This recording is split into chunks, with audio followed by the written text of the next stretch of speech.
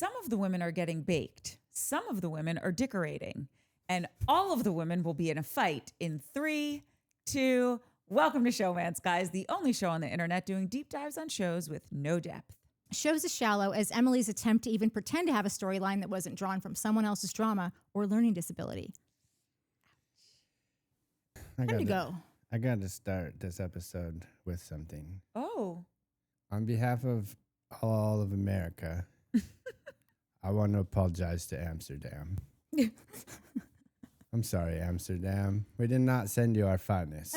Well, this is the second time we haven't. America's not sending Amsterdam their best. No, Well, this is the second didn't. time America hasn't sent their finest because the Real Housewives of Beverly Hills have Was also it been just there. as bad and embarrassing and like, oh, wow. That was a tough watch. Yeah, This episode was pretty freaking boring too. agreed. Totally agreed. Yeah. Yeah, so if this is short of your 3-hour use, then it's Blame not it on on the us. rain. It's not. It's on No. these ladies. Yeah. We start off with the dumbest party that Shannon doesn't even want to throw, and Jen didn't even want to have thrown for her. Did Shannon not want to? We know that she didn't want to how have about it. this? I think she did this so she could say, "I did this for you," which means you don't really. So you're on Tamra's side of thinking. No. How the tides have turned. No, I'm saying that Shannon, I think, likes to do certain things so that she could, like when she was helping Gina get her lawyer for the DUI. I think she does like to help, but I also think Shannon She's like, I got a guy. Well, She did. no, this was before. That was before. Oh. Yeah. It was That- DUI before shadowing. That's funny. I think this whole little scene was kind of makeshift because like, I ordered all the stuff and it didn't come. Okay, that's typically a makeshift accident, right? Well, no, it came. It just didn't come in rose gold. She Well, ordered rose gold. whatever. Like the shit she ordered didn't show up, right? Different stuff showed up. So that's a makeshift thing. There's one quick shot. Like, where the fuck are they? They're in a like proper restaurant that I feel like people are like, what the heck is going on?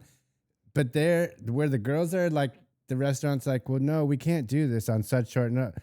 Okay, fine. You guys can have this little grass area here in the bushes if Yeah, it you was want. giving COVID. Like, you know, during COVID, Totally, you'd find yeah. yourself eating next to a Yeah. dumpster. You're like, but we're at a Oh, restaurant. it's Yeah. great. It's so nice outside. We're out. We're finally out. There's Yeah. other people 6 feet away. Yeah, And all the people were women.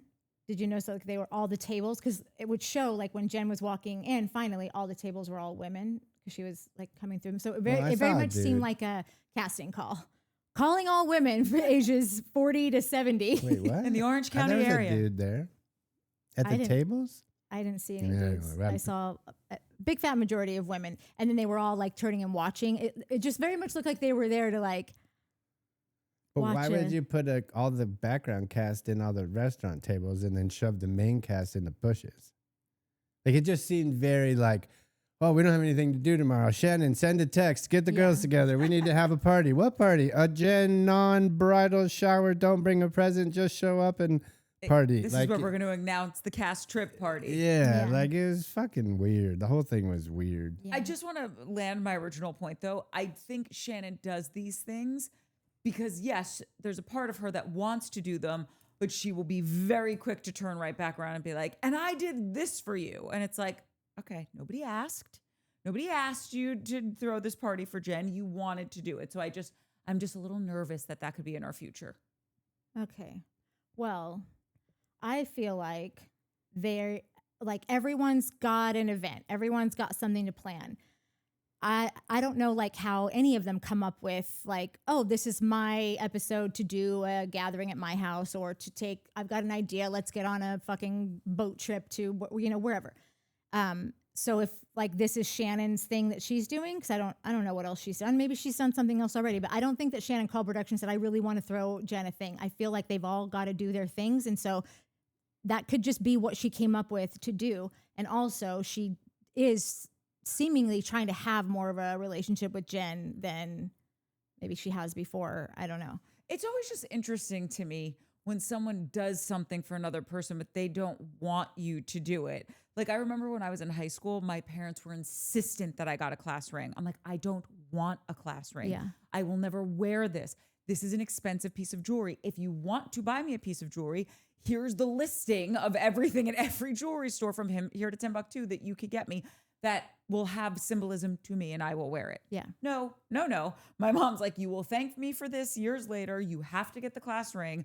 I got it. It was the only time I got in a fight with my parents, like didn't talk to them, was so upset because I'm like, you're not listening to me. And so when people do things that you don't want them to do, like Jen was saying, this was so nice, but like, I don't want to look like a bride at the luncheon. It's probably even more than I'll do for the actual wedding. It's just always off to me when people push. I think it flew over my head that Jen like told her, I don't want to have this. And she said, we're having it. I don't know if she was that direct because I don't find Jen to be, she's such a nice kind of people pleasing type person, but I just, on my second watch, I was picking up so much that she just like wasn't really like, this is so nice. Why did you do this? I don't want this. Yeah. So update on the class ring. What, do you still have it? No, I threw it away. Okay, can I? You know your mom's watching these shows now. I think I threw it away. I think like she gave it to me. And I'm like, no, this is what I did. Sorry, I didn't throw it away. She gave it to me. I was like, I told you I don't want it. You bought it for yourself. Keep it. And so I gave it to her. Maybe she has it.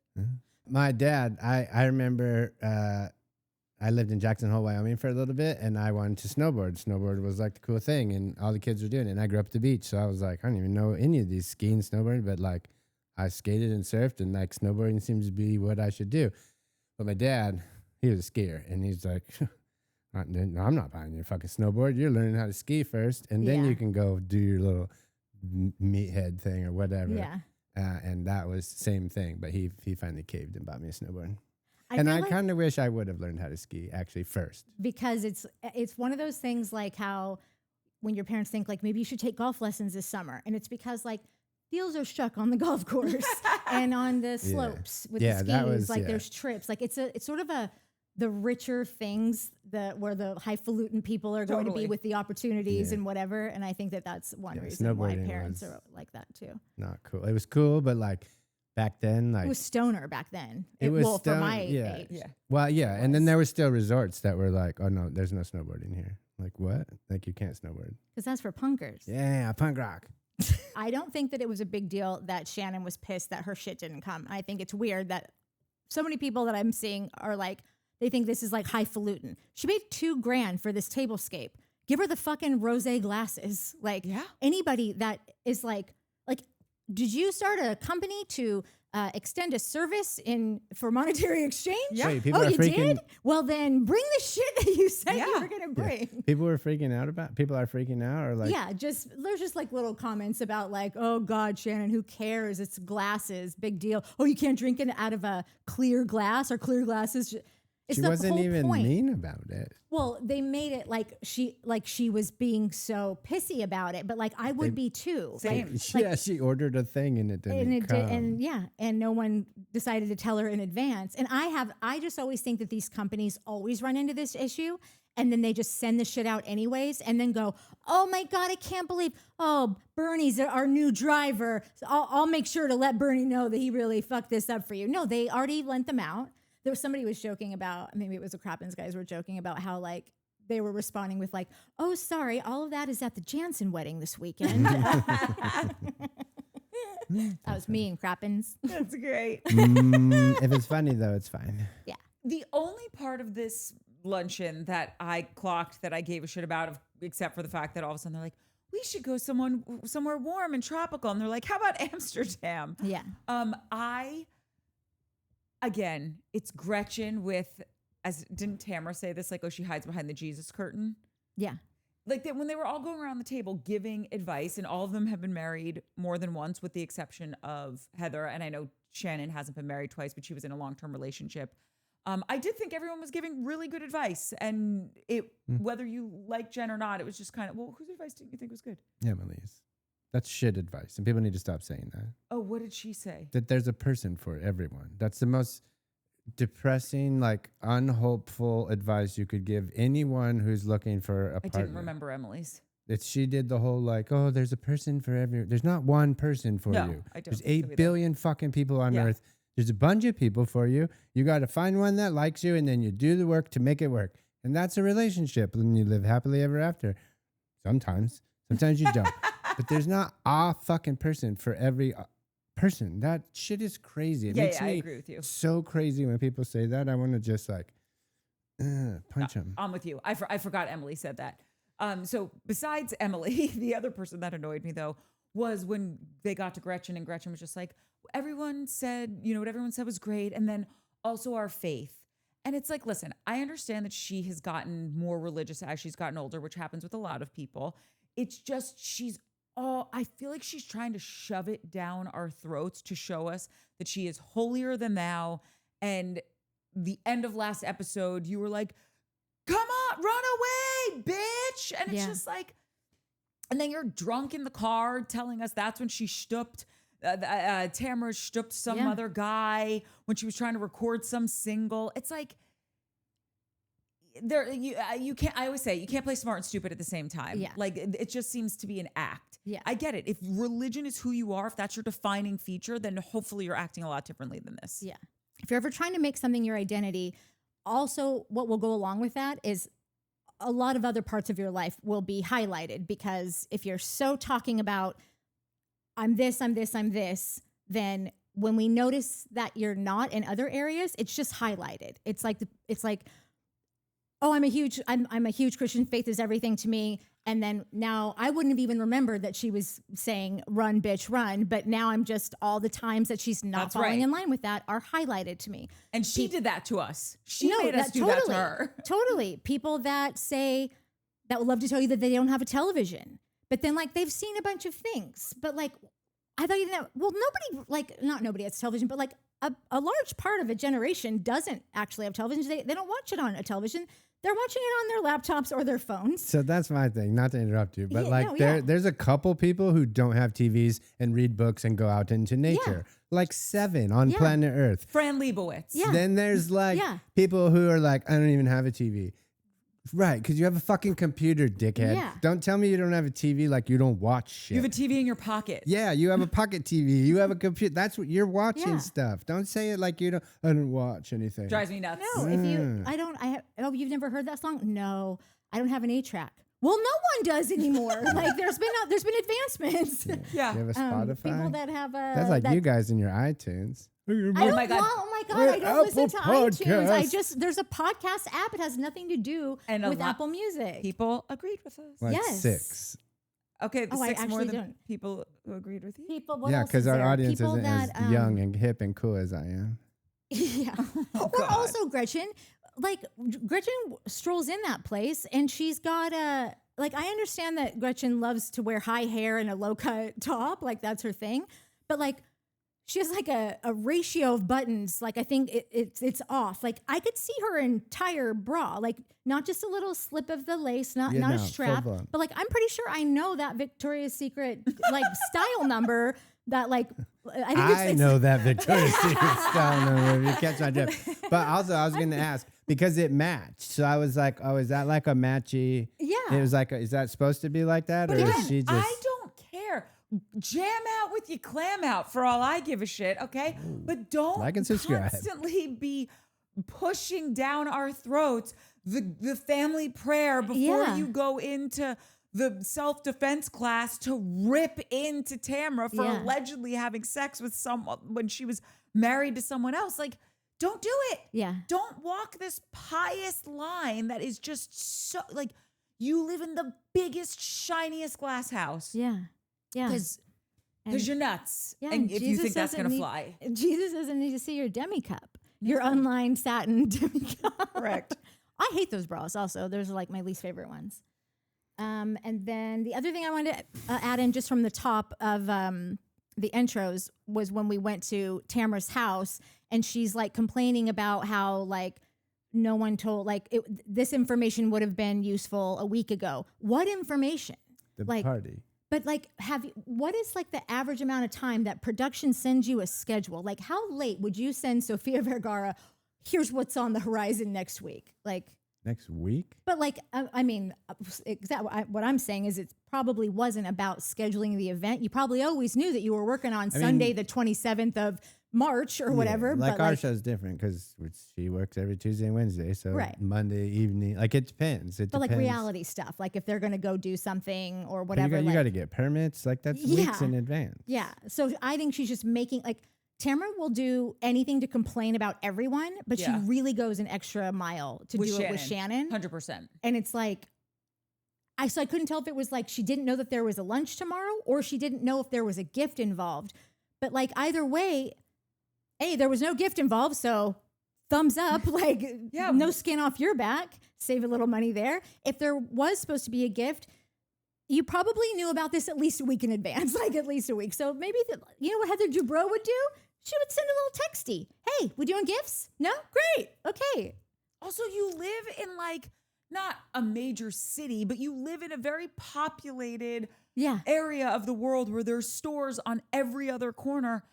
You could just run down somewhere and get a gift certificate. You could get a gift certificate digitally. You could run to a store and buy a beautiful candle or like, it's anything. Just, it's not, send your assistant. I feel like these people probably have some. Hard. Or Shannon does. Shannon has Claire. Oh. Okay. Speaking of this, though, being like for Jen and gifts and all that stuff, it made me really sad when Jen was saying, like, I feel like I've got, you know, like the Hester Prynne letter A on me. She was saying, I just am embarrassed. I have like this big D on my chest. And so I don't want to make a big deal of getting divorced. It made, or getting remarried. 2 Ds. 2 D. Double. I'd actually I had to. 4 because each one is a double D. No, you and Joe Gorga and this dude, what's his name? Ryan are both constantly the guys that are like, Jums. Yeah. I let my poison out. You know what's funny is this episode, I was thinking like, I kind of like that Ryan dude. I think I could hang out with him. He seems fun. There are except his gene choices. His jort choices are questionable at best. I just don't really trust Ryan, but like if I didn't have that little trust issue, and also I'm sure really liking him. I would really, really like him, and he's cute. Okay. I mean, like Slade is dog shit ugly. Slade? So I think that Ryan like takes good care of himself and like has a nice jawline and he looks good in a hat. Like he just is, you can't make Slade look good. It's like over for him. The rinse, the color rinse in his hair. I can't. We're not talking. No, we have to. No, we're not. We're deep diving. And then I'll walk out again. I'm opening some fucking wine. Like, fine by me. I'm not talking about this. We haven't had wine forever. If we're going to talk about this dumbass's hair, Barry, I'm going to need your wine. I literally could cry. Wait, but we only have one cup for me. Just hold on. Wait, do you have to do this? Yeah. All right. Oh my God. I'm so glad Not that I brought can't. She just Slade's. likes doing this kind of stuff. He can't. Oh my God. Slane Slannery just Bro, did us such a solid. That shit was so gnarly. I The rewound veneers it. The hair mixed with the wash. That's almost orange. I don't understand it. I didn't understand it. Don't you picture them in Palm Springs and like him at a piano and like she's the cabaret star he trots around. But like still in 20 years from now. Yeah. Like they're 70, in their 70s. Yes, still telling stories about how we were on the Real Housewives of Orange You County. guys don't remember TV, but it used to be. She was dating a guy that was age now. She looks the exact same. Frozen and just like more swollen from all the fillers. Yeah, I could see that. Because we'll be at the restaurant getting steaks after a long day of golf. Yep. Retirement. What are you doing? No, we're going to need a studio in Palm Springs. I'd so be down with that. The show. Yeah, I could get down with that actually. Wait, would you move to Palm Springs? No, but you just travel back and forth because we have cars. It's a fucking hour and a half. Look at the saturation on that. Here, I'll pour all of them. Wait, was I with you? No, this glass is from like a Mother's Day. When I took my mom to Saddle Rock in Malibu. I don't know why I just had a vision of being with you at a wine. But you know what though? Maybe we went there a different time because it's not like I feel like when I took my mom, I'd already been because I'm not just gonna randomly go to some random vineyard with. Like I wouldn't have come up with that on my own. I would have stolen that idea from someone. So maybe it was you that took me first. Mom, if you don't still have yours, To Slane Slannery and his veneers. And Barry. Oh yeah, and Barry. Wow. This has changed everything. Yeah, This might be a 3-hour episode. We haven't meant to like whole. I've just forgotten that like it was an option. It just almost. No, to me, it's like a savings account. Like when I put money in a savings account. Yeah. You do that? When I used to put money in a savings account, I would just forget that it was there, and that's how I had a savings account until one day you're like, oh, I need that for something, and then all of a sudden, poof, it's gone. No, totally. And so I just have been thinking that that's a savings account. Yeah. And I've already put up that this is coming out tomorrow morning, so I'm already hot. I'm just gonna be drunk doing it now. That's fine. The edits come out so good when you're. They come out a little loosey goosey. Okay, wait. Real quick. Okay. Slane Slannery's look drove us to literally. You know, people say, "Oh my God, it's going to drive me to drink." It literally drove us to drink. Yeah. This is what I'll say about Ryan. It's not that he's grotesque. I think the accoutrement, like the weird shellacked hair, the paint splattered jean jackets, the Cybertruck, like it's all too macho he has a for me. Cybertruck? Yeah. Oh, So like I never need mind. the tanning bed tan, the really like the game show host teeth. Like I just need him to scale all of it back. And I'm with you. If I didn't know everything that we know, I actually would say like, Seems actually a sweet. great Yeah, guy. Yeah. seems super into her and taking care of all those kids, like while her husband like never pays a dime for anything, and she didn't seem to have any money of her own. Yep. So he's kind of bankrolling the whole family. And it's one thing for a dude in Orange County to bankroll, well, in any town, to bankroll like a pretty young thing, but to take in all those kids and the animals into his house, like they didn't look for a new place. Like her entire life is now existing in his home. So, and he seems pretty supportive of the whole thing. So all of it. yeah. In the famous words of Jeremiah, you got a whole ass kid. Yeah, the whole ass kid. She got multiple whole ass Yeah, kids. you got whole ass kids. That wasn't Jeremiah. Wait, what was? Yeah, it was Jeremiah. No, Yeah, and Huda. You got a his whole hood ass is. kid. But was that guy's name Jeremiah? Wasn't The it? first guy she was dating? Yeah. Jeremiah. Yeah, it was. He said Oh, it. okay. Wait, can I just also say one other thing about this whole Jen and Ryan situation? Yeah. Again, another time where I'm disagreeing with Gina this season, which disappoints me because usually, like, I'm here for Gina when she's like, I just think he over sexualizes her. Gina, may everyone's spouse want to bang them to their respective private parts fall off. Like, I just think it is such, I can only speak for being in a hetero relationship. Like, I think it is so great when a dude is just so thinks my mom, I've said this before. My mom could staple her tits to her shoulder blades, and my dad would be like, "She's gorgeous. Yeah. Your mother's beautiful. Yeah. I love her. She looks like Charlize Theron." Yeah. And she doesn't. She's 70-something years old. But he thinks she does. Like, Here's the thing about that. And I have a friend, Gavin, who I met on X Factor, I think. And we were traveling and we met Gavin, and he's from Atlanta. And when you travel on like those kind of competition shows to do casting, you'll roll into a town. You got a day to set everything up, the next day to cast and film 40,000 hours of shit, and then bounce to the next city. So you got to hire a bunch of PAs. You just get kids that fucking show up and they're like, oh, I'll do work. I don't know what you're doing, but I'll do it. Every once in a while, you'll find a really good one or two that are buddies, and they're like, where are you guys going next? And we're like, well, we're going to South Carolina. And they're like, can we come? I'm like, yeah, make it to South Carolina and we'll hire you. Because now you know what we're doing. You got the drill. Like, you know the drill, right? Gavin was, so Gavin was one of those kids. And to this day, I call them kids. Yeah, Gavin was. I did not know Gavin was. I always remember Dave Byer. Yeah, Dave because we Byer. still follow each other on like Insta or Twitter or something, and he's like the only like the last person from that era that I'm still like, we're not in touch, but like, you know, we heart each other's Social stuff, media you know, and touch. thumbs up stuff. Yeah. I did not know that Gavin was that. Yeah, Corey. There's a couple people that I still am in contact with and still work with who are now like producers and whatever that were literally. And Gavin's my friend. Like, Gavin is a friend. We play golf. He's one of my golf buddies. But Gavin, when I met him, he was 22 or something. And then years later, we'd worked together and we played golf together. And I was like, I don't know, what are you, Gavin? Like 24, 25? It had been Gavin's like, I'm 32 years old. I'm like, no, what are you talking about? He's like, you have a problem. Like, you remember people as when you met them, like their age and who they are. And like, that's it. They never age. Nobody gets older. And I think like I look at Natalie and I'm like, no, that's Natalie from 16 years ago. She looks the same. Everything's the same. And you look at a photo my dad says and the you're same. like, not the same. That's not what my boner says. I'm kidding. Don't put that The way I photo. was about to say, my dad says the same thing, and now this is really awkward. Yeah, whoops.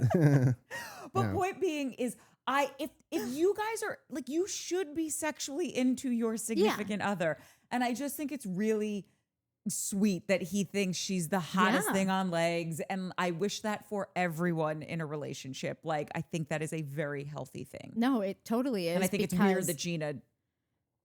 No, does, you know. but here's the thing. Gina corrected herself within seconds, which says to me, it's just, Gina just talks out of her ass sometimes. Like if she's got something funny to say or something poignant that she thinks is poignant or whatever, that's why I call her a cheap trick, because she just, like how you said, don't talk about things that you don't actually know about, you know, like, and this is a silly version of that, but I still just think it's her just flying off the cuff with, like, she's in her interview, so she's gonna just say what sounds like, oh, I've got something to offer here, and then she's like, I feel like we saw her in real time go, it's actually pretty cool, actually. But also, I agree with you completely. I think she does that, and then she realizes, oh, this might come off a certain way, and this isn't the hill I want to die on. Yeah. But it's also like, Gina, you've known Jen now for 2 years.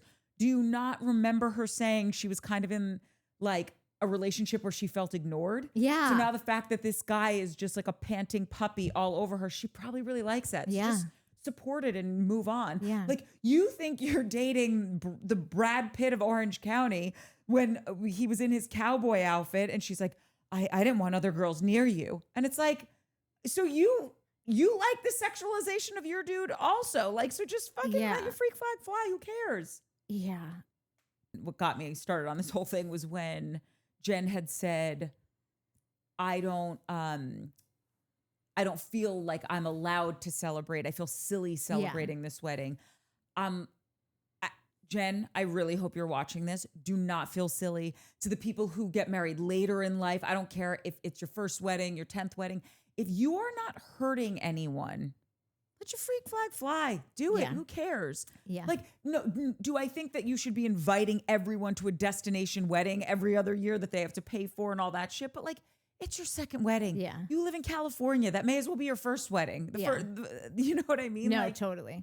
I just always feel bad. I used to watch a lot of Say Yes to the Dress, and when we're like, but I'm 50, I can't wear white. And it's like, you think that 30-year-old broad's a virgin? Fuck it. Oh yeah, no, She already did. The Wear white thing white. is like so stupid because like dumb. wedding dresses are white. I'm sorry, they're fucking white. All when you see them all lined up in a thing, you might see one that's like a winter white or something, but like pretty much still white. Pearl. Yeah. So that's super outdated. What I'm wondering, two things I think could be the case for her. One, and I'm not saying that I stamp this, but she could be embarrassed. She cheated on her husband with this guy, and so probably I feel like a place like Orange County, or like just if it's like small kind of community, not that Orange County is small, but like if you're the circle, I'm sure everyone is like, she's marrying that, you know how she left But her the only husband for that reason- guy. Yeah, they're getting married now. Like it's just like a gossipy kind of thing that she'd probably like to stay away from. The other thing is that she might be her ex-husband did such a number on her, I think, that she doesn't feel like she deserves anything. I think it's more along the lines of those things and her making herself feel bad because she feels like she failed at her first marriage, because she said that when she was in the confessional with her sweet little angel pie daughter. Because it's like, you can't be that ashamed about it. You went on a national, actually global television show to talk about the affair, and you got engaged on the show. So I don't think you're embarrassed about that. Yeah. Okay, I got to speak on Tamra's advice. Please. Her advice was, So crazy. Tamra, I don't even know how you exist in the world and like watch yourself back and hear the words and don't go, that's stupid. I think I know why. I figured it out. Oh, okay. So her advice was, in your second marriage, you already know what not to do. Simon and I used to fight crazy and say mean things to each other. So now we say we do not get mad and say mean things because you can't take those things back. And she was speaking with such authority about it, like, because did you guys know you can't take like horrible things back that you say? Like when you speak words, like you can't just like grab them and like bring like Tamra's entire life is speaking horribly. Bro, like the irony of the monster bitch saying, what I've learned is you shouldn't be a monster bitch. Well, have you learned that? Because it doesn't seem like you Do have. as I She's say. wearing her hat that says monster bitch Right, on totally. it. Those who can't do teach. Yeah, I'm kidding. I don't think that. touche. Bro, that shit was so funny to me. But it's still good advice. It's coming from the wrong mouthpiece, Yeah. but it's good advice. Right. yeah, But don't like, be mean to the person that you love. Yeah, I guess that's good advice if you Meanwhile, need she's it. still doing it because in the scene with her and Eddie that we'll get to. Yeah, where Yeah. she calls him an asshole and then says the one thing I hate so much. when I see couples say I hate you to each other, I get like, because Mike, it's like his hugest pet peeve. It's like we both have one thing. Like he can never call me a bitch, and I can never tell him I hate him. Like I don't would like it when couples, even joking or when they're No, like, it's "Oh not my god, I funny. hate No, you." I'm like, "Okay, cool, fucking." No, like he could throw a peace pie out. at me, and I could be like, "Oh my god, I hate you," and he'd Still. be like, don't do it. Yeah, Don't no, do like, it. but I'm like with with, Mike. with literal Don't do it. pie sliding off my face, I'm I okay. still wouldn't be able to say it. Because that shit was funny. Not worth hateful comments. Correct. Okay, so now we get to Heather and Terry's apartment. Yeah. And they're, she's talking about like the house hasn't sold yet still, blah, blah, blah. But then she gets into the stuff with her dad. And Heather is just, the more she opens up, I really appreciate it because we always say like, it's just not fun to watch someone who's perfect because we know you're full of shit because nobody's perfect. Are her parents still alive? Her dad is not. That is not. passed away. That's the ashes she's bringing to. Oh, sprinkle. duh. Yeah. Okay. But the mom is still around. Yes. Where does Yeah. she live? I think like upstate New York somewhere. Okay. 100%. No one's life is perfect. But I caught a thing that in this episode, like, again, we've talked about, like, I like Heather a lot. I'm a big fan of her. I like Terry. It's hard to watch Terry now after seeing that little clip, though, of him being like, "Oh, they fucking hate it here. I don't want to film. You're going to film. I'm not fucking filming." Like, I'm like, Yeah. okay, dude. Like, but whatever. He's still doing a good job. Yeah. Also, this show helped you get that sale price on your house, so let's not bite the hand that feeds you. Oh, side note, I do miss me some Josh Flagg. I was like, Dude, man, so I need do that I. show to come back so I love bad. it so much. Yeah, $1 Million Listing is so good. It's probably the only Bravo show I've never watched. It's so good. But you tried it and just didn't like it, right? Yeah, I just was like, it didn't get me. Yeah. They couldn't do anything any better. I think that it's one of Yeah, the greatest. we really like that and show. because I also don't take real estate shows like seriously. Like I'm not like a Totally. person that watches. Selling Sunset. Well, I actually want to go back and watch that because like there's so many memes I don't get that I'm like I don't know. The one story that you told me where it's like this girl, if she lifts her arms, nips out. Like people don't wear this to the office, much less on a construction site. It's Unless they're trying to sell a house. I am so wildly offended by their outfits. Yeah. I can't even tell you what it does to my nervous system to watch them in these ridiculous clothes trying to sell a house. It's like, I don't care that Yeah. this is a deal. Your labia is hanging out of your belt that you're trying to pass off as a skirt, ma'am. Maybe we should watch that show. Color me conservative, but this isn't working for me. But $1 Million Listing, like they'll go back and forth, but some seasons they'll dip way more into everyone's family life and like their social circles, and that's then fun. they'll be like, "Oh, I got to go to a listing." So it's like it's the only real estate show that does everything, Got and it. that's the part I Yeah. like about Well, it. Selling Sunset does that too. Oh, really? And like Yeah. the thing that I thought They you never were going sell to bring up houses because on Selling I Sunset. feel like you watch, or maybe it's just actually your dad because I've heard so many of Bob Abbiati's stories about like HGTV. Yeah, so like I don't watch it to see like about the houses and whatever. Like it's just these characters. Also, I always hated Josh Altman. Like always just thought he was like the biggest douchebag ever.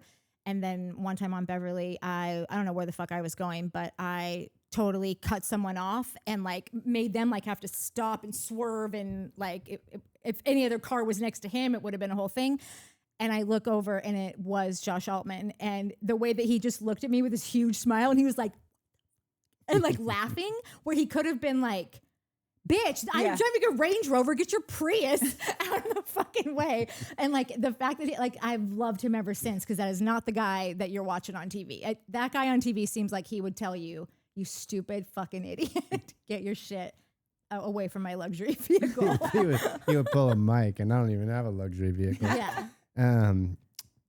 So Except when my bike's on there, then shit gets then real it's a gnarly. luxury vehicle. I had to drive home with my bike today, and someone almost got killed.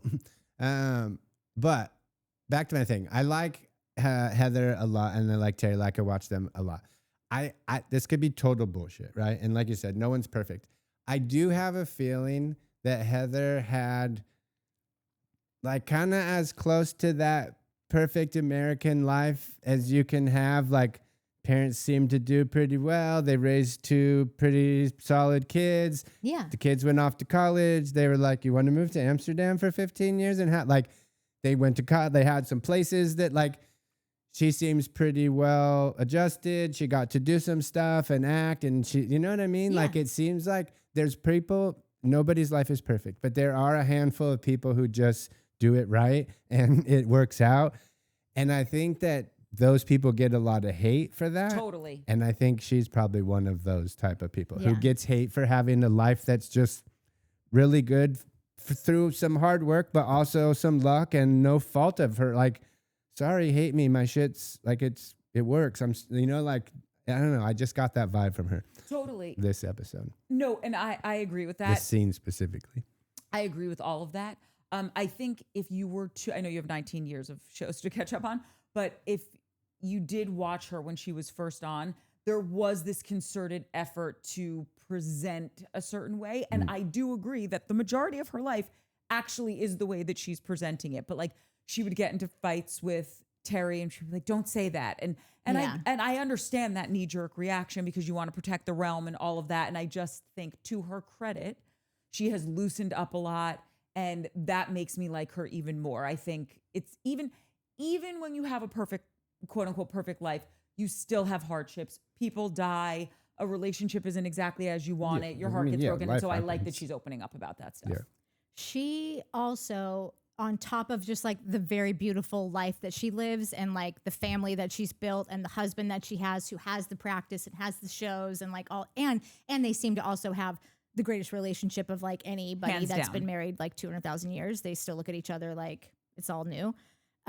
She also just like she's aging perfectly, perfect skin, perfect bones. Like her arms are still like, listen, I'm just saying like as a woman, all these things kind of start to fall apart a little bit. And like she still, I don't even know what she's doing. I wouldn't be surprised if Terry hadn't even done that much work on her. Like she probably has had some Botox and like some face peels and whatever, but she doesn't seem like a person like, I don't get the vibe from her look that she's overstuffed or prodded or whatever. And so on top of all the things that she has, she's also literally aging in a way that it should be illegal because so many, like 98% of And women she's don't. going to get one of those like Forever 35 facelifts and she's going to look Annie Herman, boy. Yeah, totally. Good for you, girl. What's that? I refuse to do those. No, like, I refuse to do it also, but now like I started doing it ironically and now I do it like totally not ironically because it's so funny to me. Yeah. The next scene up is Travis and Gina having dinner or whatever. The only thing and it was the only thing that the scene was really about, but thought was just wild was really, if you think about what he's been through with his kids, that's crazy. Could you imagine not being able to see your kids? Someone just takes them from you and you did nothing wrong. Wait, this is Gina and Travis? Travis, yeah. What? So I don't, again, 19 years. No, but I don't understand it either. So Okay, just so what, do you know what the deal is with his kids? Like, what's that Allegedly. story? Nat had explained this. Allegedly, he was married to a very wealthy, this woman's family was very wealthy. Right. So when they were married, the family would foot the bill for, very expensive private schools and I'm sure lavish vacations and I'm sure they lived in a great home. And now that they're divorced, she's going after him. This is again, all allegedly. Yeah. She's going after him to stay in the lifestyle she's become accustomed to, which is fine because your parents gave it to you. Yeah. But she's just trying to screw him, being like, "Oh, this is what you should be paying me now in child support because these were our monthly bills. And these are the schools our kids Why went did to. they and get you should be-" divorced? Did he do any shady stuff? Or I don't think so. I He don't, doesn't look like a shadester dude. Honestly, and I'm not even saying that in like a good for you way. I'm saying it in a like, that guy seems He's very boring. He barely has a pulse. He barely enunciates anything. Yeah. He talks like he has a mouthful of marbles. Mike is animated compared to Travis. Mike is like a go. Mike's like Shane compared to Travis. and so now, because they're in the midst of this like contentious divorce, I think he wanted to leave her because he wasn't happy, and she like obviously is not happy about that. And so she's trying to go for him any way she can. And one of the things she did is withheld his kids from him. Which is weird, because why? Because how do you do that? I just think there's got to be, she probably is lawyered up, and there has to be some loophole where it's like, okay, you have, like, he's not paying the amount that you have, or the courts or whatever, because your child support and your alimony is based off of what essentially like your monthly expenditures were. Yeah. And if her parents were paying that, I think she might have a legal leg to stand on to go after him to pay that. Like, I remember this, you know who I'm talking about. They were friends of an ex-boyfriend of mine. They were getting divorced, and she was spending like a drunken sailor. Yeah. So when she was going after him in the divorce for money, he's like, you spent all of it. Right. So even though, yes, you can prove that like this is what you were spending every month, there's nothing left to pay you. So that's why the divorce just took longer. Yeah. Anyway, long story short, I think maybe she's just like, oh, well, you're not paying this, so I'm just not going to let you see your kids or something like that. Or even, it's so crazy because the laws really do favor the mothers, which of course a lot of the times is wonderful. Yeah. But sometimes the dad, if they're doing all the right things, can get hosed. Yeah. And I think that he's just in a situation where he's getting hosed. He probably can't afford to have the same kind of legal counsel that she does. And long story short, he hasn't been able to see his son for a very long time. So that's why he started volunteering at the school. And I guess the kid went home and was like, okay, I really want to see dad. And I guess he gets to see his kid now. Yeah. That's just got to be torture. The thing that I thought was kind of annoying about that scene was it was very reminiscent of the Mary Cosby scene from Salt Lake, where she brought her cousin into the chapel or church, whatever, and was just all exposition, all telling him a story that like he clearly already knows. Like, Gina's sitting there telling us like weeks, months, could be a year's worth of information that's clearly already happened to the dude. So he already, like, you're telling him about his life. Like, well, you've been under such stress because of, you know, the kid, like he wasn't around for a bit. And you're like, oh, I know he wasn't around for a bit. It's been a whole thing. Totally. So it's annoying when they do that. But then I thought about it. And sometimes I think that they just don't really, like, you don't get a lot of at-home scenes with Gina and the dude. Yeah. Because I just think like her life is just like not something that like a lot of viewers really give a shit about, because again, it's not your typical housewife. When Heather used to pull all that shit and was very prim and proper and would get pissed about things being shot that like she wasn't proud of, or, you know, just didn't want to be on camera. It also was during an era where like many of the housewives had more, they were flashier. There was like, it made more sense. It didn't really throw me, because I was like, well, yeah, all these bitches are here to compete and here to show off their shit. And if you start showing the shit they don't want, they get a little squirmish about it. But anyhow, I feel like they probably did film all those scenes to catch up with Gina. And then they were like, I can barely understand this guy. We have to caption. We have to close caption all of his stuff. But her too. Like I thought, I was like, Gina seems super slurry this episode, and I couldn't remember if it's like a always thing, but the whole episode, she just seemed. Yeah. Maybe like she was just she Stony Baloney accidentally took all that. couple pills or something. Yeah. And it may be that, but yeah, I don't know. Just very slurry. The next scene up is Jen and Ryan at their place, and she's just like telling Ryan about the luncheon that Shannon threw for her, and she talks about how, like, you know, if Ryan and I break up, the only reason would be because like the stress of my previous relationship, what that puts on my current relationship.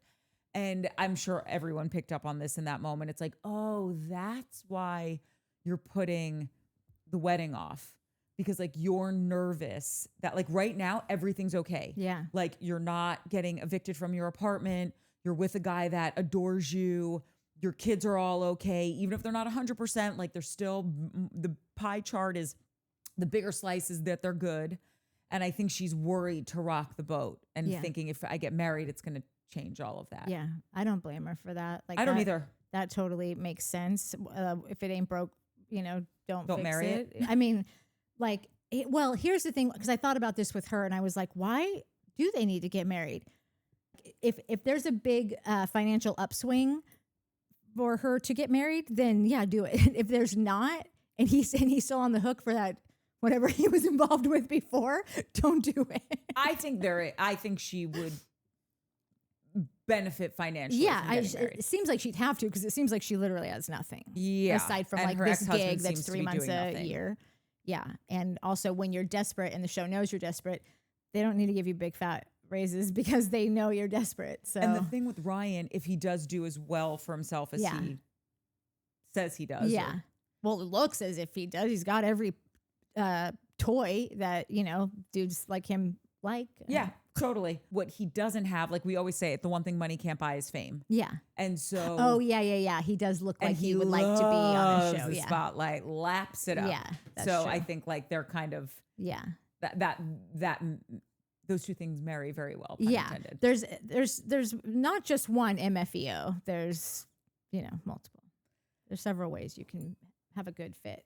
Up next on our Dinners Around Orange County tour is Tamra and Eddie having their dinner together. It was just wild. We touched on it earlier. It was just so fucking wild when she gives that advice. And then at the table, Eddie's like, the only thing I have a problem with is how you speak to me sometimes. Like, Tamra, the call is coming from inside the house. How are you not recognizing that you still have a tongue that you are sharpening with razor blades and it's hurtful to people? And I love how he's like, specifically when you drink. Meanwhile, you are gunning for Shannon, being like, you're a drunk and have, got to get that shit rectified. Yeah. Yeah, this dinner was weird as shit. These two are weird as fuck. They are right now. They are so disjointed. But also MFEO. Oddly, more than one way to skin a. I don't even know. I hate saying cat. I don't want to skin a cat. Skin a husband. Yeah. What were you gonna say, Mike? I'm curious as to I don't know why, but what state? Like, where would they move out of state? I have ideas. Yeah, right. Me too. Oh, And then I think that what we were talking about earlier about something about Tamra and how I was like, oh, I think I figured it out. I think Tamra thinks being a bitch and being standoffish and rude and saying crazy ass shit. I think she thinks that's like cool. Yeah. And it's cool to be that person. And it's not like, she knows it's not cool, but it's like, she thinks it's cool to be the like outcast, the black sheep, the fucking one that's going to keep it real and like had a hard life and is from the streets and like made her way, like she thinks she aspires to that character. And I think that's why she is the way she is because she thinks it's cool. That dinner was just her barfing all of that out on that table. And these two do not like each other. I know everyone's, they've been together. So these two fucking do not like each other. Well, I do not think they're MFEO. Like no, but MFEO, like Heather and Terry are legitimately MFEO. Like truly Lids were put for pots, people. Put on the earth to find their way. I so enjoy watching the two of them together. It warms my heart. But then there are people who are like a yin and a yang, whether it's healthy or not. Totally. Like they're both like filling in something. Like Eddie doesn't really, maybe he yells at her when they're alone. I think we've heard stories that he does get real pissed at her behind closed doors. But he doesn't seem like, he seems to have his own, I mean, he's out there in his red laces in his truck and doing his stuff, probably has a pack, like I feel like he's got his own life. Yeah. And then like comes back together with her in the evenings and weekends and he doesn't need her to fulfill much else. I was like trying to figure out how to put it into words. Like, no, I know what you're saying because I was picking up on it for some reason, and this might just be the season that they are in their marriage. Yeah. They seem to be living very separate lives currently. Yeah. And I get nervous when I see that with couples just because there's only a matter of time before separate lives become a separation. Yeah. And I do think they do really love each other. I think she's got some habits that she needs to curtail. I'm sure he's not perfect either. But it all season and even last season when he went up to, what's his name, the golf guy that Katie's married to? Matt Janella. Matt Janella. And he went up to her and he was like, stop serving my wife. Like, God forbid I was ever at a party and my significant other had to go up to someone and say, stop serving my wife. Yeah. Besides that being such a turnoff, someone who can't handle their alcohol is such a turnoff to me. Yeah.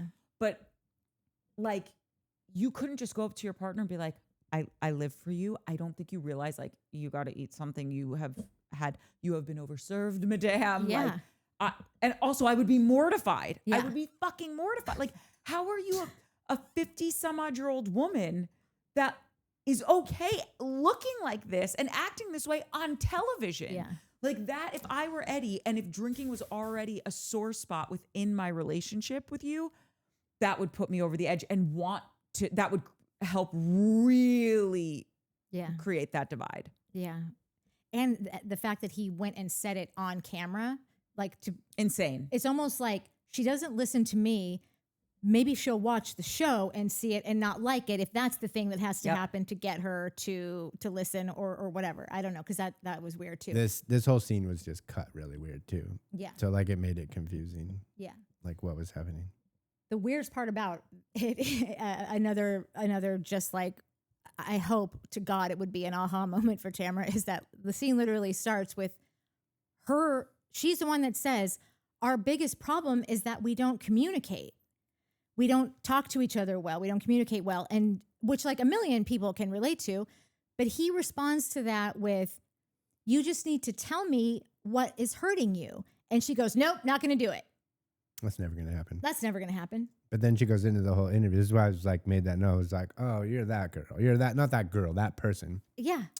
That just like either had an auntie that was a fucking bitch and you thought that was cool or whatever, or like like you had a black sheep in your family, whatever it was. Like you had this person and for some reason you thought that was cool and then you acted that way and got the reaction. Like just anything. I'm just making shit up. But like, this is my take on her now, is that she gets off on being the stubborn, I'll do it myself. Yeah. I don't need your fucking help. Fuck you. If you don't like it, you can suck my fucking dick. You're kind. Like, whoa, lady, calm the fuck down. Yeah. You fucking calm. Like, okay, dude. It's Jesus Christ. Like, she just thinks it's fun. Not funny. She thinks strength. She thinks it's Yeah. strength. maybe that. I think what you're saying is accurate, but I think it's for a different reason. It's like, don't you remember when you were in high school, there was always that one chick that behaved so badly, but she had like the best boyfriend, or like guys were always dying to be with her. And it's like, but she's an awful person, but they liked the challenge, or like, she's so bitchy, but then she was nice to me. And I think Tamra was always that person. And she got, even though it was negative behavior, she got positive attention for it. Yeah. And she was hot and had big jums, as Mike says. And like all of that was a lethal combination. It's like a rock star that you get to destroy the hotel room and fucking be messy and smoke cigarettes in a fucking plane or whatever, all the things, because you're a rock star. Yeah. And that's fine when you're fucking 25. It's obnoxious behavior, but like we expect that out of like a young, hot rock star. Yeah. It's not fine when you're 50 years old and you're bloated and you probably should be in rehab and your teeth are all fucked up now from everything you did. Like, she hasn't realized that like this teenage 20s behavior that gave you negative attention, but attention nonetheless, it's a bad look now. Yeah. But she still gets a charge from it. It's why anyone does anything, because even if it's negative attention, you're still paying me attention. That's why they say there's no press is bad press, because you're still talking about me. I don't know what Eddie's child. Did you say he's adopted? Mm-hmm. Was he adopted by white parents or Mexican parents? I don't know. I know he's Latin, but I Yeah. think he was adopted by a white family, but that's truly just a guess. Yeah. From like remembering shit. I wonder if he always felt like, especially in a town like Orange County, like everyone here is rich and white and blonde and what. Like, it's just a very specific place in this country, you know? And I wonder if he ever felt like, not only am I adopted, but I don't. To add to your thing, Orange County is 50% rich white people and 50% poor Mexican people working for the rich white people. Okay, so it's almost like I've got two places to go here. Yeah. And so he's obviously been striving to be on, I don't know, the other side of it. And I wonder if he sees Tamra, because Tamra is such a cookie cutter, like the quintessential Orange County, like hot babe. Well, you know. She's not. Well, she's so not. But the like quintessential, she's not. She's a 909er. She's the quintessential hot 909er, if that's a thing. That moves to Orange County. Yeah, she is. She's a fucking 909er, dude. But and I'm not hating on the 909. The quintessential Orange County babe. Yeah. It's like a Laguna beachy. Yeah, is a fucking like no makeup. Like none of these chicks are. These are East County, Orange County. These aren't like your an Orange County girl is a California girl. That's where the California girl comes from, is like Huntington, Newport, San Diego. Not that those are the same thing, but like it's Iris. It's the Malibu. It's Iris. It's Iris is it's Iris's mom.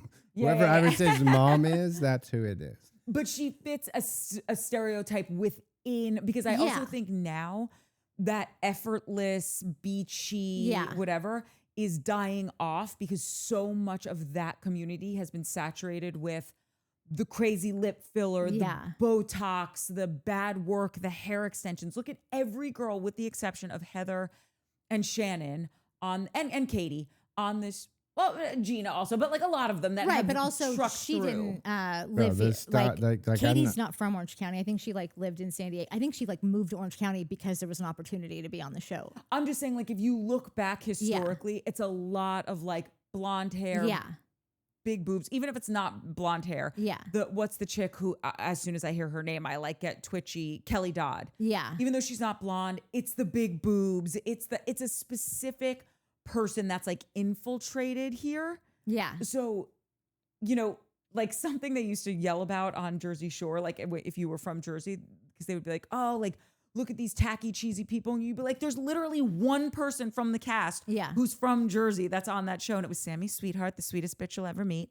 And it is like the rest of them were like Long Island, upstate New York, whatever. Yeah. And so I think it's a similar thing. Like that Jersey girl was a Sammy Sweetheart, not a Jenny, JWoww, whatever. Yeah. But they're very closely linked. Yeah. Very. Also, if you are a person that is trying to join a club or a team, or that's like not where you naturally think that you fit into, like you think you got to go above and beyond to do it, that would say that's a clear insecurity, that you're working hard to do that. And so along with that would probably come, well, I'm not going to get the Laguna Beach girl. I'm going to get the 909er that moved here. But she is really pretty, and she does have the long hair, and she does have the big boobs, and she's loud, and she's the center of attention within her. But she's also, always we don't leading know the where pack. Eddie grew up. Did he grow up in Orange County, or is he I don't a 909er? know. I just like everything that I never thought these things about Eddie before, but ever since the red lace thing, like but red lace is once a 909er, not an Orange County. Right. I'm googling now. What's his last name? Judge. Yeah. There's just so many specific things about him that he is just like the American flag shirts and the rifle, the crisscross rifles on his sleeve, and the leather vest, like the don't tread on me, the truck. Like you are really fighting hard. Don't talk shit on the truck. We can leave the truck out of this. Okay. You're really doing everything you can to join a club of some sort, and so it just sort of maybe he thinks that he's accomplished something by landing this woman who to him is a vision that he had, and so he just kind of deals. It just he's definitely living a life. He's a chosen life. Yeah. He was born in Guadalajara and he was raised in Orange County, is what the interwebs says. So he's probably trying to just fulfill the dream, the Orange County, bring it full circle. I came from here and now I'm here and I'm doing everything I can to be this. I want to be this. Yeah. And, you know. I've never not liked Eddie. He's always Same. been lovely and whatever. I Cute, just, seems like a good time. yeah, There's just nice, something- like just like Yes. pretty nice guy. Like he just never really, and not trying to steal the spotlight from anyone ever. Ever. Always in a supporting role and happy to Always do very it. level-headed. Yeah, I've yeah. never seen him act out or Yeah. act untoward. Yeah. You know, but there is an energy about him Yeah. this season that I'm just kind of like, Huh. what's going on? Yeah. What's happening? Yeah. ¿Qué pasa, Eddie?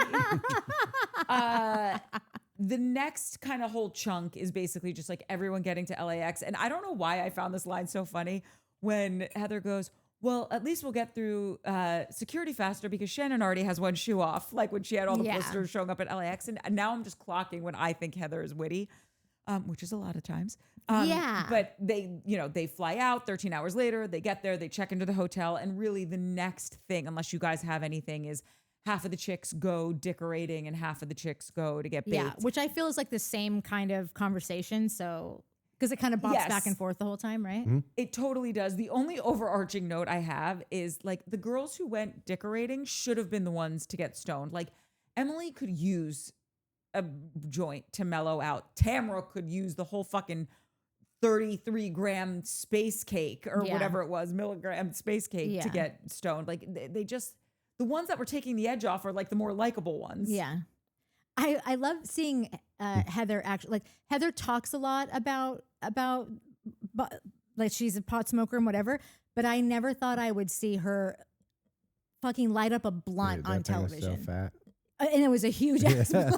I love it. I love it so much. it, but like I don't think she's like a lot of times we'll be like, oh, she's really trying to do something. I really think that this is it fits her very well. Like even though it doesn't fit her at all, I don't think it's put on. I don't think it's fake. Same. I think it's totally real. She And I'm likes so weed. happy to discover this layer about her. Not because I want everyone to just be a fucking partier and fucking smoke drugs and whatever, but like.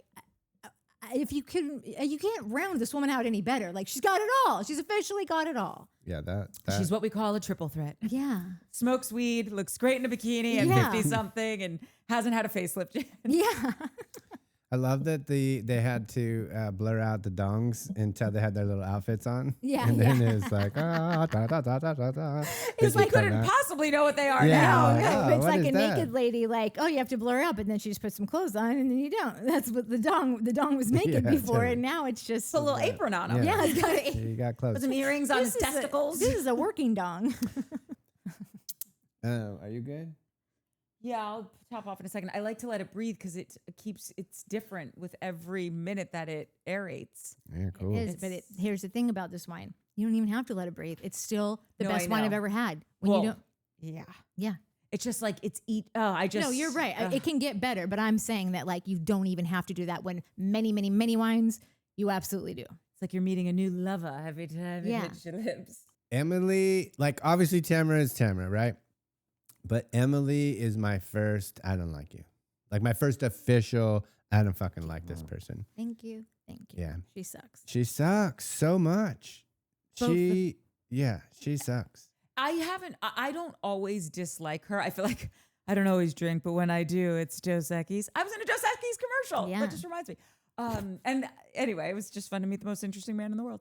I don't always hate Emily, but when I do, I really do. Like Yeah. this episode, I work harder. It's like that guy that just wants to like say hi, kiss you for 2 seconds, and then have sex. It's like, no. We need to take a little bit of a longer road to Vaginaville.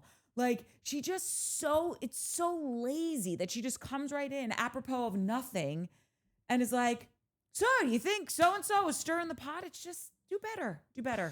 We have to rewind a little. Just Yeah, because we missed so much. do better reminded me that I almost pulled every contact I have in 20 something years of working in television to get someone fired off this fucking show.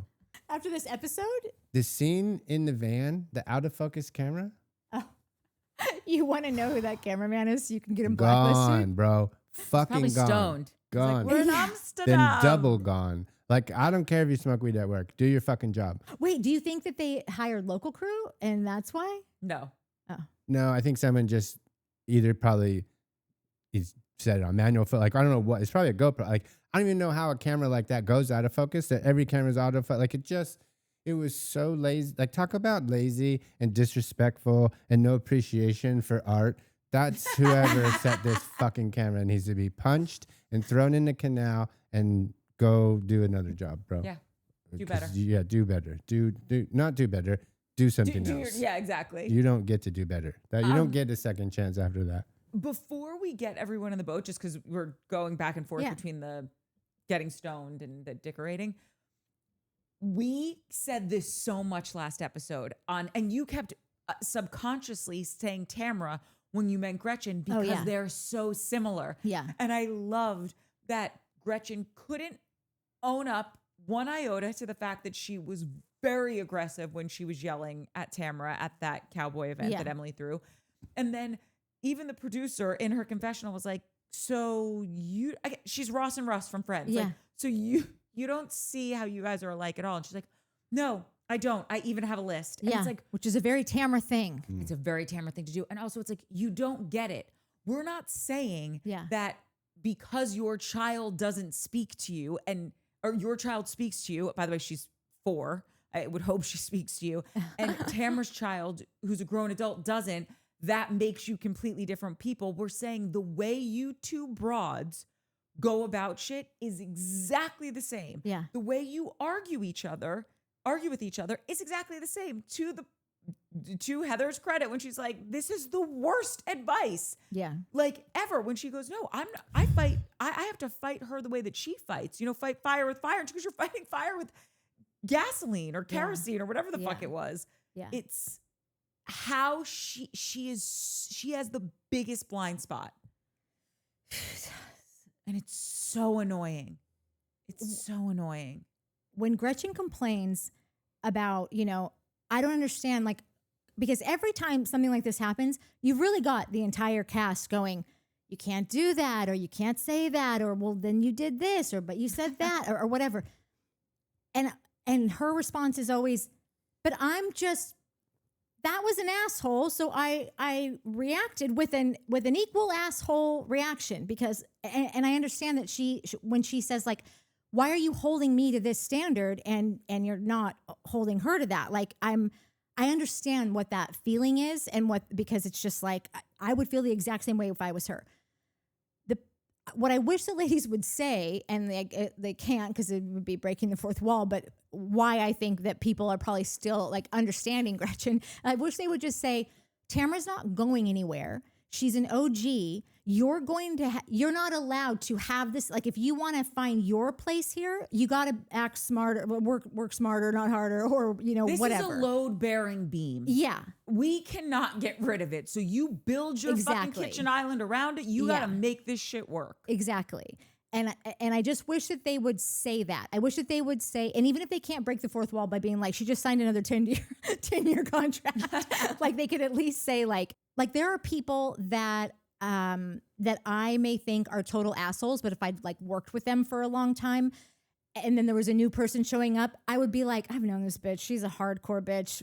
Like, I get that she's the biggest problem here, but like, we're going to be on the next show together and the next one. And like, she's not going, like, so I wish you the best, but like, I'm not going to put any time. Like, you're a person that just got back. Like, you've been trying to get back on the show for a million years. You just got your chance. So I'm just trying to give you some advice. Like, we're not ditching her. We've tried to. It doesn't really play well for us. We just get less camera time. She's the herpes of Housewives. Exactly. Never going away. Exactly. So I wish that they could find a way to explain it that way. Because right now how it's playing is that they are expecting her to take the high ground every single time, while this like scum sucker is just like allowed to just do that all day long. And half of them are just kind of laugh at her now, like they don't really challenge her on much like Shannon does, but Shannon and Heather are also like institutions in their own right. So like they can play this any way they want. I don't think that they have a big threat looming over their head. They're also a different note than Tamra. Like when like you're in like Flynn and like you can.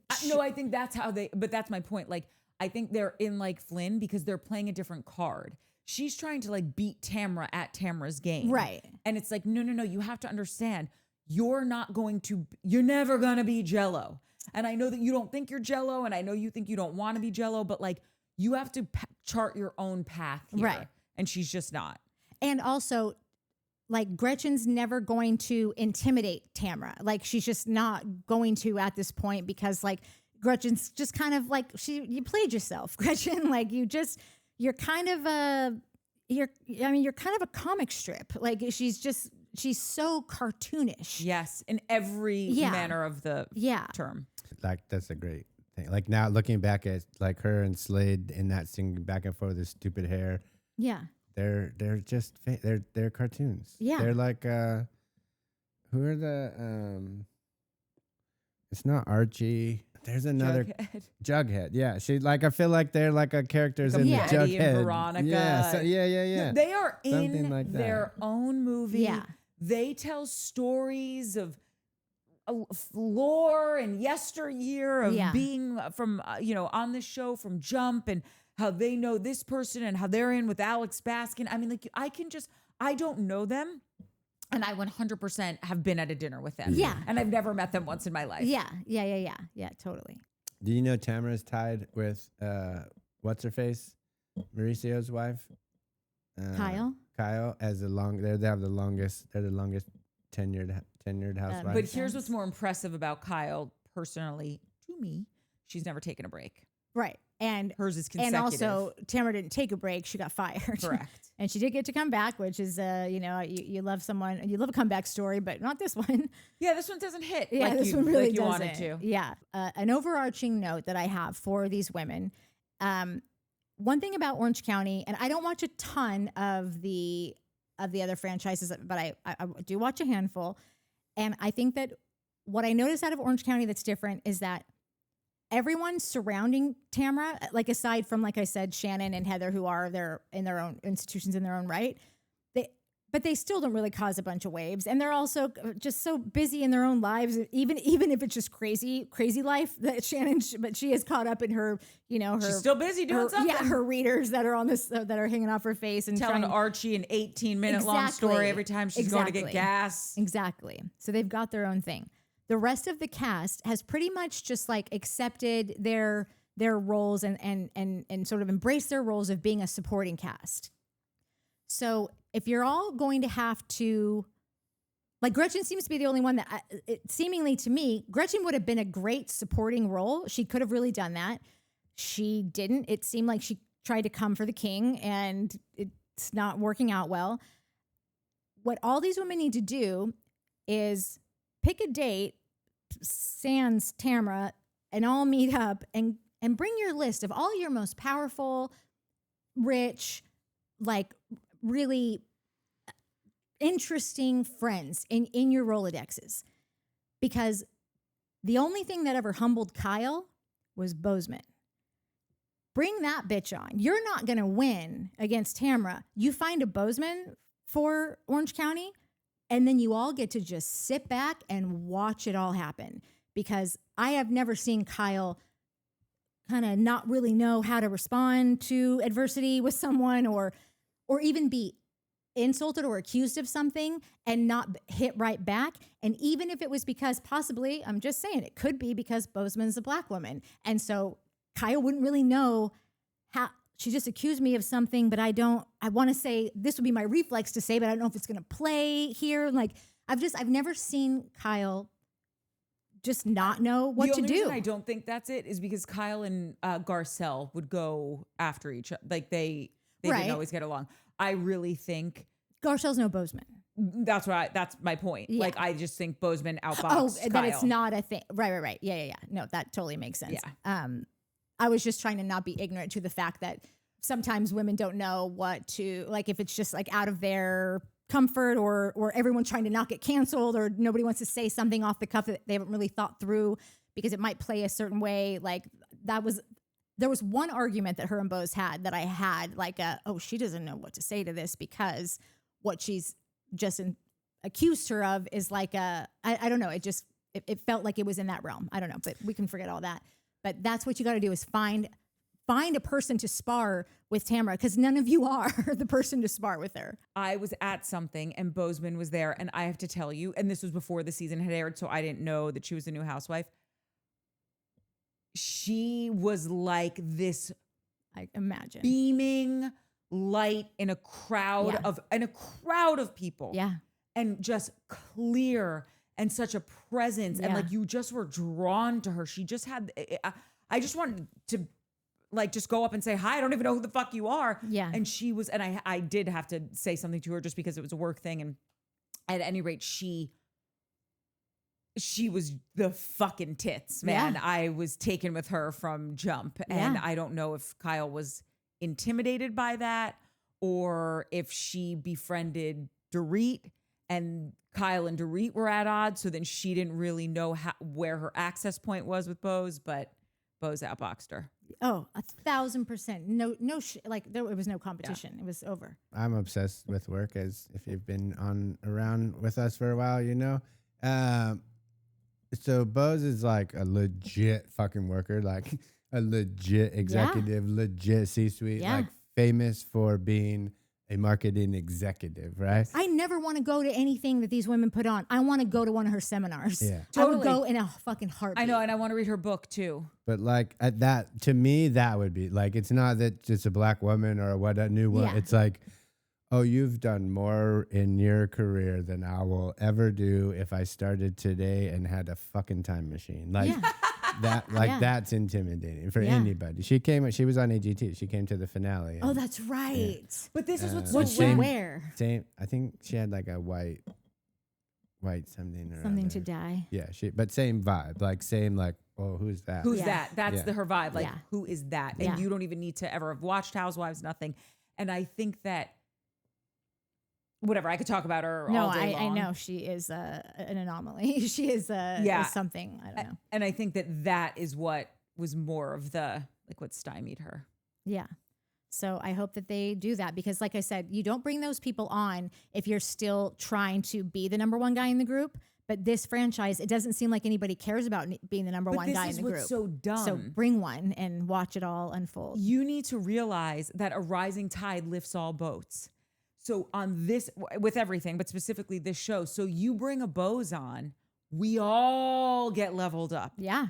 So you brought Heather on, the show all gets leveled up. And Bose isn't even in the thick of the drama. She's not in every scene, but it doesn't matter. Wherever she shows up, the scene's better. It's over. The scene that was is no longer. It's a new scene.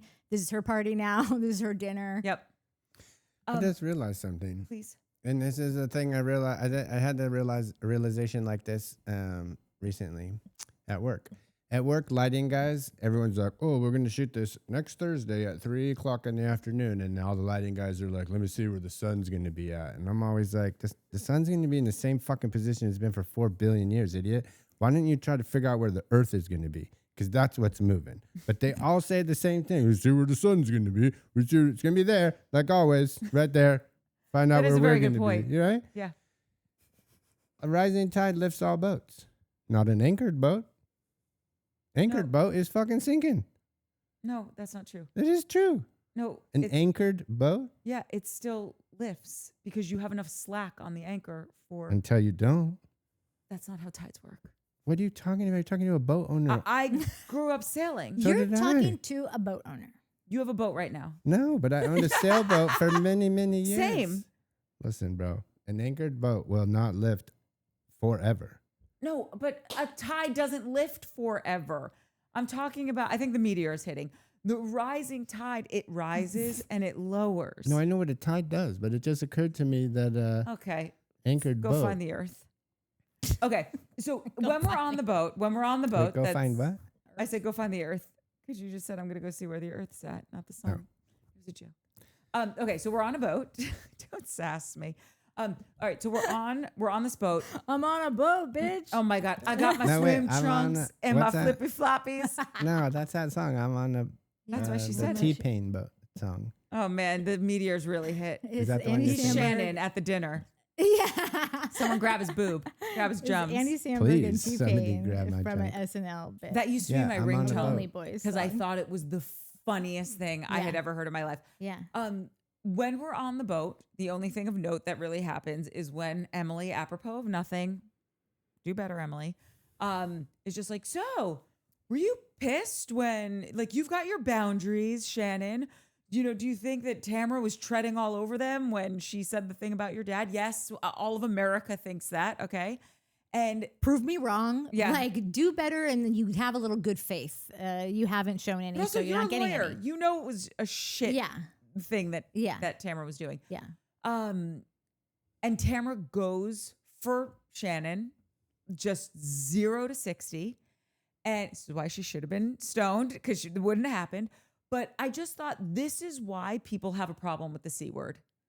Because when Tamra's going after her, saying like, "Are you a cunt? Are you a cunt? Are you a cunt? Are you a cunt?" It's like, no, Didn't even make any sense. Doesn't The make any entire rant had no place there. It didn't. It's like she literally just had nothing else to say, so she went for the screaming, controversial, what she thinks is a slay, and that she's going hard. But like, I don't know. You could say a million things if they don't make any sense. Then like, I don't care how cutting they are. If they then don't, you're a gout dick. yeah, yeah.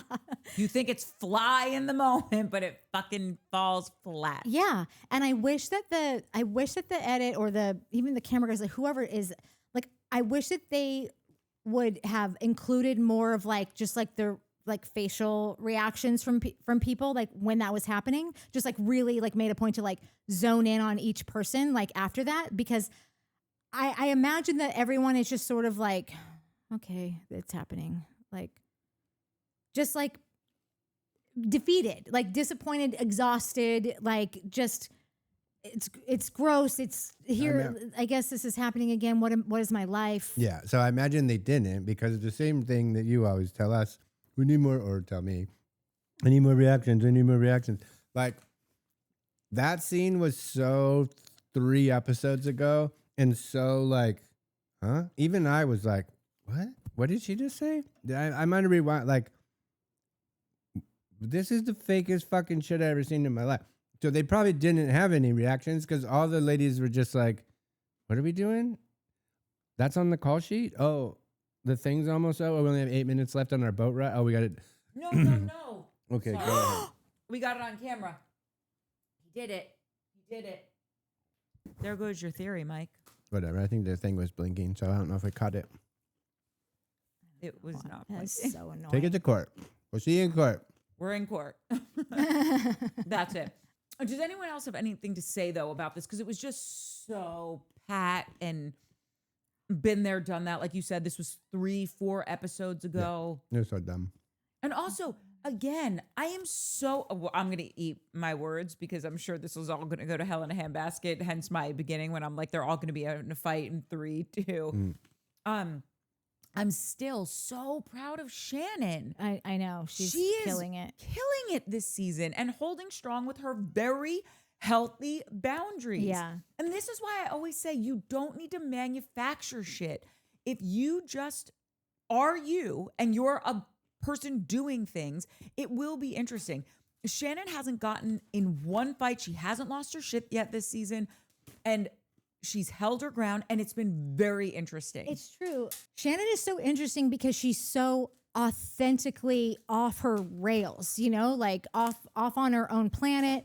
And like, this is a casting thing. Like they really should do better in finding women who are just kind of saying things that are a little like, what? Wait, what? Like, Who aren't the Katies that want to talk to bloggers? Like, yeah. No offense, Katie, you've been on the show for 5 minutes. Like, easy with having lunch with Kiki Monique. I think just do you, boo. Yeah. And let your star rise. Yeah. No, I think that her whole thing, I just think that she thought that this show worked a certain way. She's been watching it like we all have, and we all see that Tamra always has something in the back of her pocket. Tamra does exactly what Katie does. Tamra just denies it till the death and doesn't advertise it. And she's built the relationships that they can probably stay a little more like low key than like Katie, a new person who's just like the new girl. So people are going to be a lot more like speaking freely about a lunch that they just had with her or whatever. Whereas Tamra's been feeding those people for however long and establishing that relationship of like trust and like, I can count on you for this because I'll get you on the back end. And like she was trying to say, oh, that's how it works. You got to keep something in your back pocket. And it just it's not that easy. It's not. It's everything on these shows for Housewives specifically is because they're earned. Foof, if you do anything. Here, Foof, maybe I'll just give you some You're cat rewarding stuff. bad behavior. I'm kidding. No, I'm I kidding, know, I'm kidding, but I'm kidding. I like can't stare at that plant this whole time. Because it was really thriving.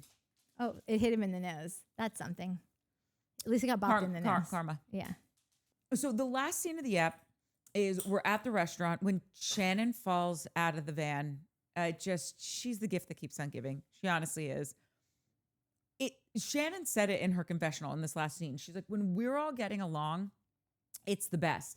And it is funny. It's why I say like the show's a comedy or can be a dramedy. Yeah. Because they were having fun at dinner. Yeah. And because of the way, like, I don't really have any major note from this dinner except that it was funny when Shannon fell, when Tamra and Shannon start getting along and Tamra grabs Shannon's boob and all that stuff, and Heather ordering everything on the left and right side of the menu and the back. Enjoyed all of that. I have no idea where we're going with this because the way it's spliced for the coming attractions, I am completely lost as to where the drama is going to happen. That is a valid point. Cause I'm like, show is so weird because they're like, oh, we're best friends. And then it seems like on cue, literally, there's a fight. There's everything's going great. Okay, Emily, ask her if she meant that when she asked about her dad, if she was being a bitch. Oh, everything's going great. Okay, you, Gina, say something mean about so-and-so. Like, it just seems so fucking set up and fake, you know? And that shit, that stuff, it bothers me. It's like, it's like when you were saying about that scene earlier that just seemed...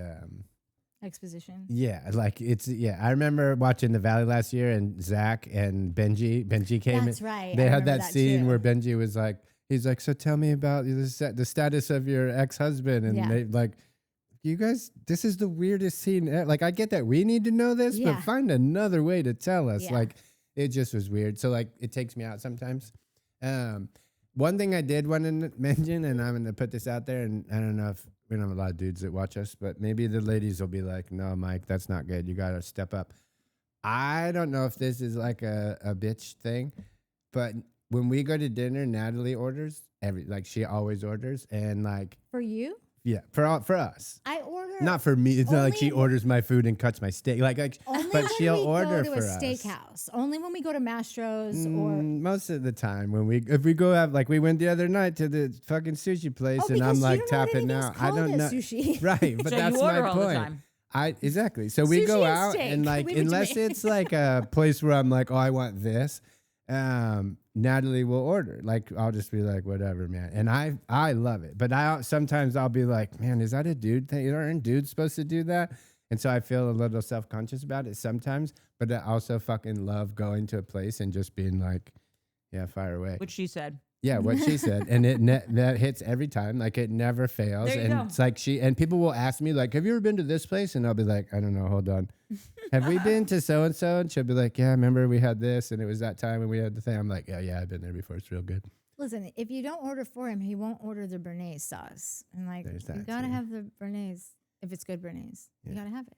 No, Could I just say- it's funny when that scene is like when we talk about like sometimes our life, these shows slip into our life. Imitates That was one. reality Yeah, too. I was like, oh, that's my boo pie. Whenever I see those scenes where they're like so expository, I always think it's a bad pilot script. Yeah. Because when you would read all of these scripts during pilot season, RIP, and there's a rule in writing: show us, don't tell us. Yeah. And so sometimes it's like, this pilot was like this person's under contract. It's never going to happen. They just threw it out. They don't even give a shit. And it's like, hi, Mom. Thanks for dropping me off at the high school that you made me go to, even though you know I hate it, but I'm here after your divorce with Dad. Yeah. And I still am not talking to my younger sister, but you'll Yeah. get over it. And it's just like, wow, that's some lazy writing Yeah, right yeah, there. yeah.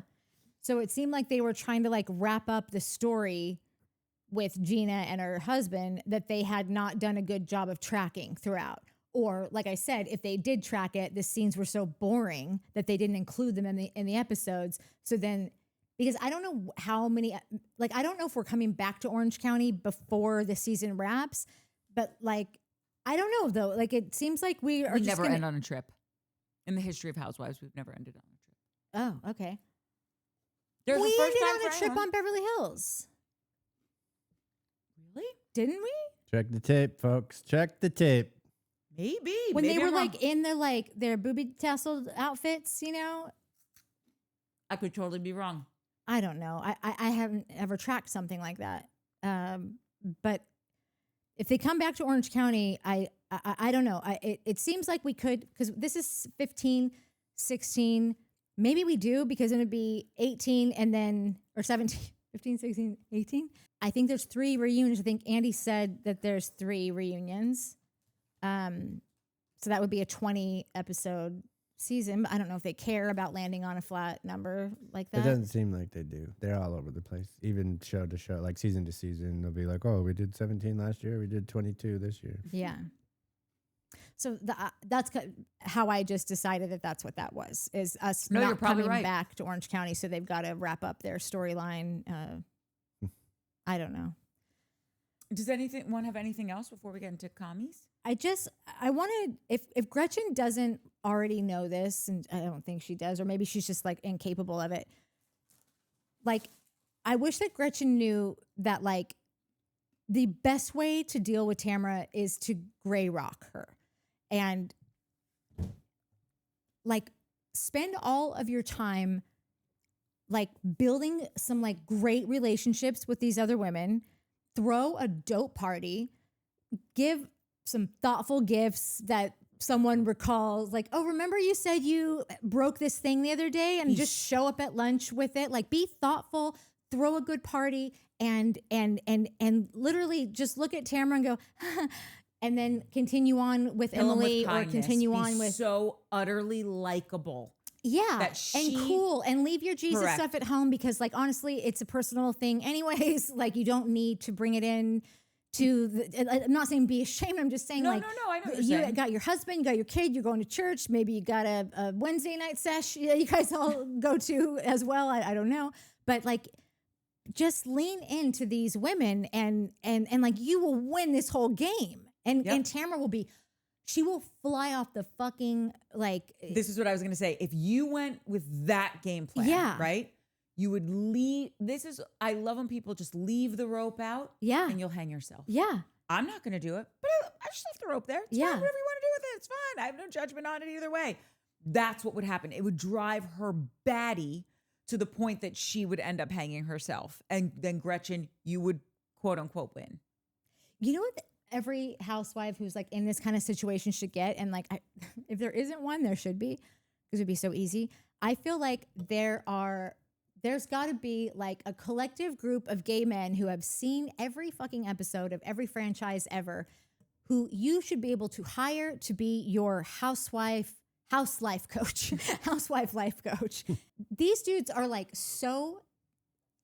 they see so clearly all the shit that's going on here and what would really terrorize one of the other ones.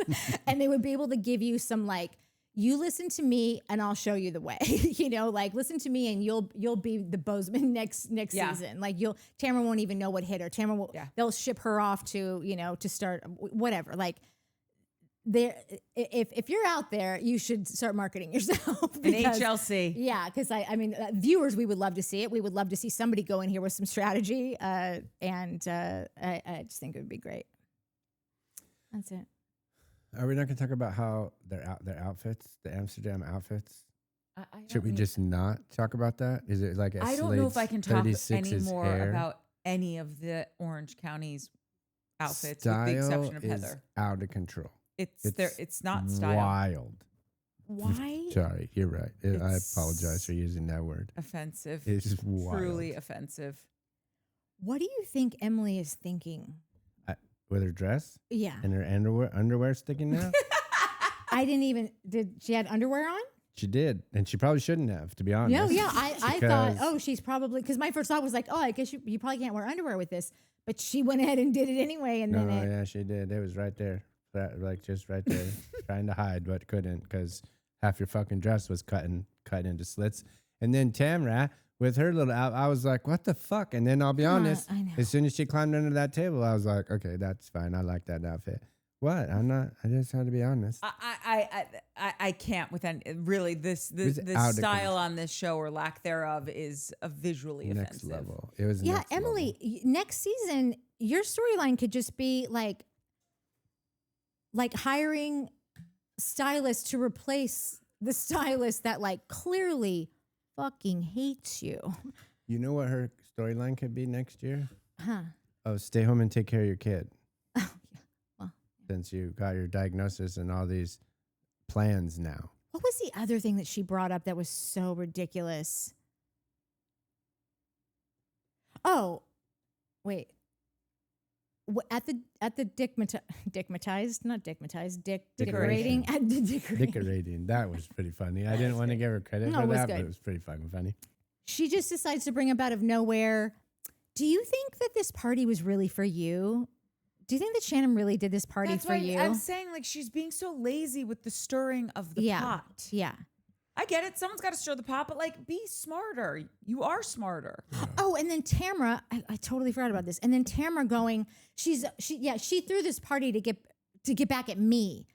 Like, Tamra, do you see yourself? Like, the world does not revolve She around does. you. That's the problem. All she sees Oh is my herself. God. Isn't it a little weird that now she's like trying to be your best friend? As if Tamra isn't trying to be random people's best friends all the time Katie. to get something. Like, that's what Tamra is so fucking good at is not, it's actually, it's not good at it because she's always pointing it at people. Like, I just don't think that Shannon has the kind of brain that like, not that Shannon's dumb, but she just is working on a different, like, again, she's on another planet. So like, you can't really always expect that I don't she's think going she's to strategizing. be. No, I don't think she is either. And if she is, it's like once in a blue moon that like she finally, someone probably a gay probably tells her, girl, you should try this. And she's like, I should try that. Yeah. But I don't think she goes into anything strategizing on the regular. So for Tamra to say any of those things, you recognize things really clearly, unless like viewers can, because like we're watching it all happen on screen. But like in life, you recognize things really clearly because like either you've had that thought before, you've done that before, you knew someone or many people that do that. Like it just comes. She spits it out immediately. When someone's doing something shady, she recognizes it within like a half a second before they've even finished doing it. Game recognized game. Exactly. And Emily should be less lazy about her storyline, just like finding something for herself.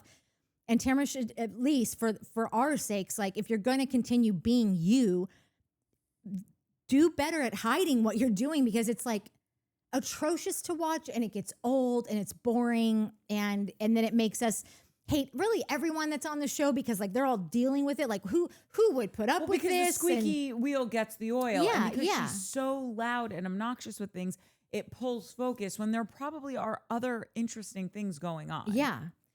Gretchen and Tamra are like the poor man's Lisa Barlow and Angie Katzenavas right now.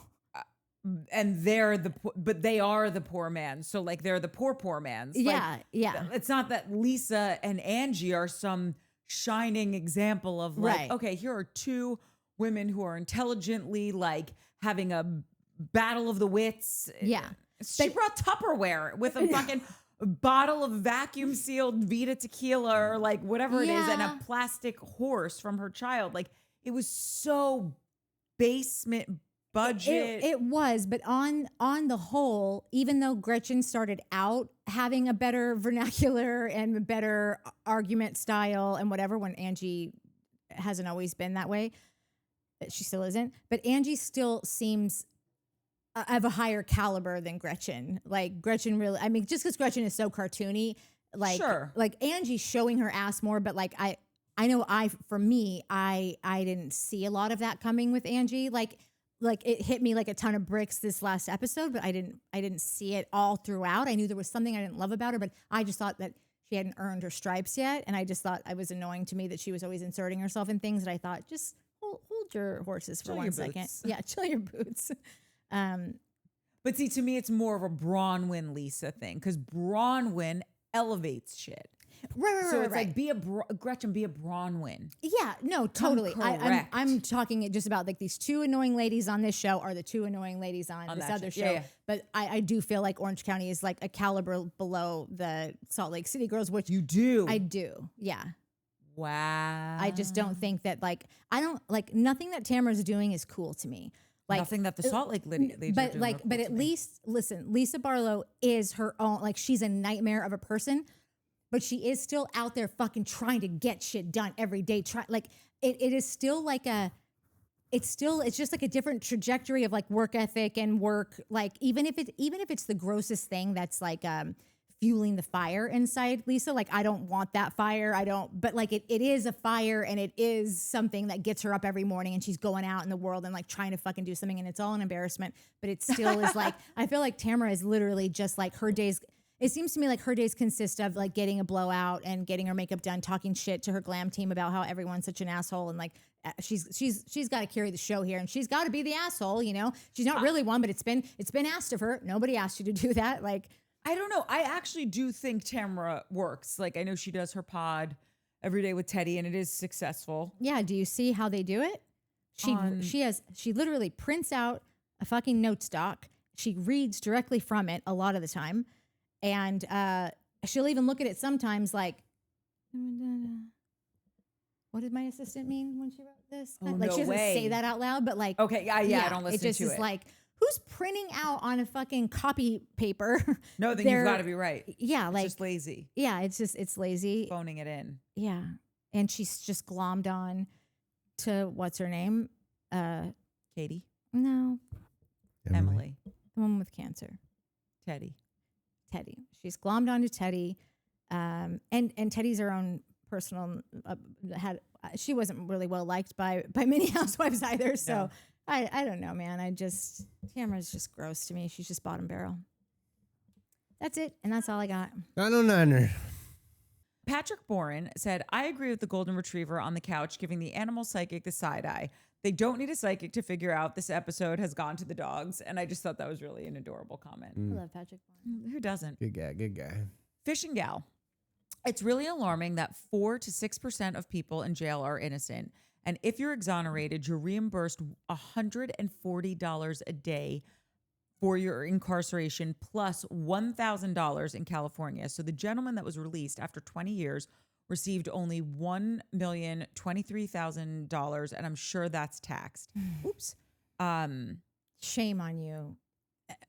Is that per state? Is that in California? That's heartbreaking, and is that all 20 years of your life is worth and spent in jail on top of all of it. If you don't hear that, America, and feel some sort of way about that, I don't know what to tell you. That was the grossest thing I'd read in a long time to think about. That's less than a PA makes.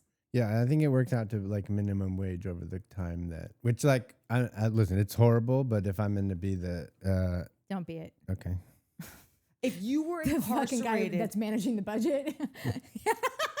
If you were wrongly incarcerated for something, and they steal 20 years of your life, you should get $1 million a second tax free. Yeah, fuck off. Yeah. That is insane.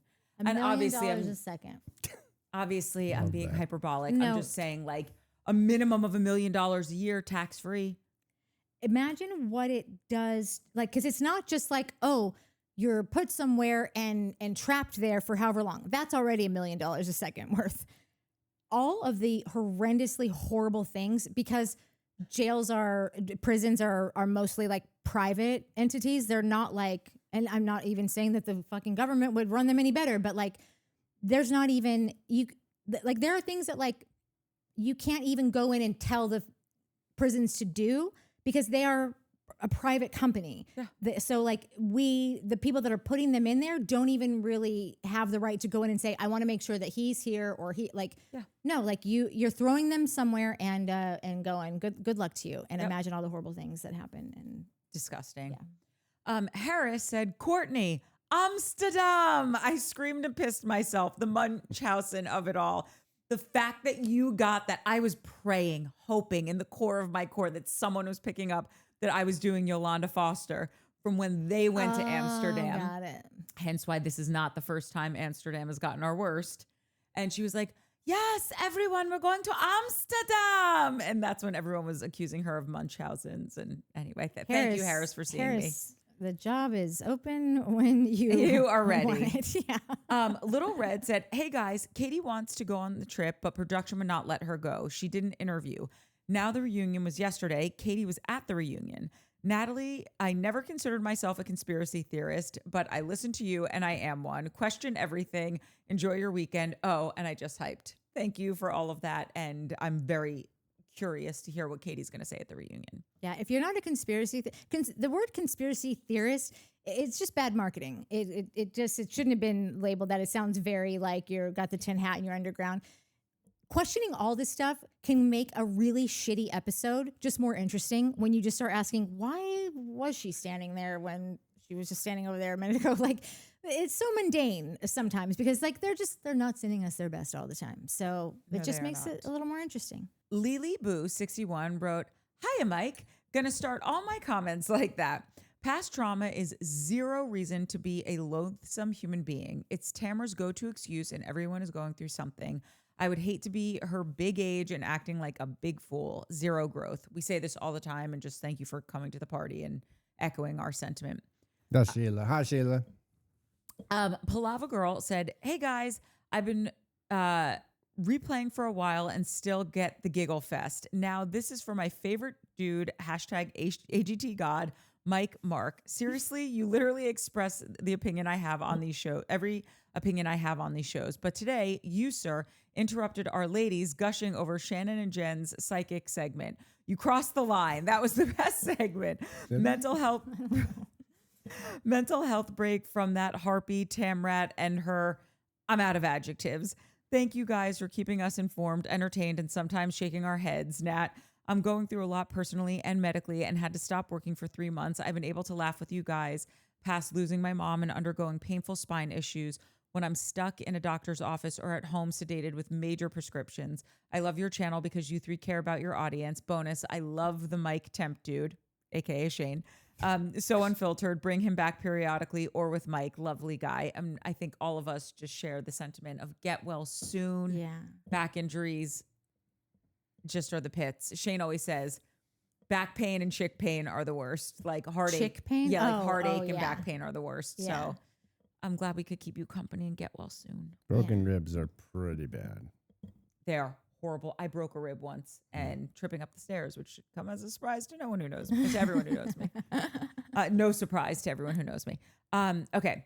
Live a Darling Life said, I saw a still of a makeupless Gretchen and I honestly thought she was Marjorie Taylor Greene.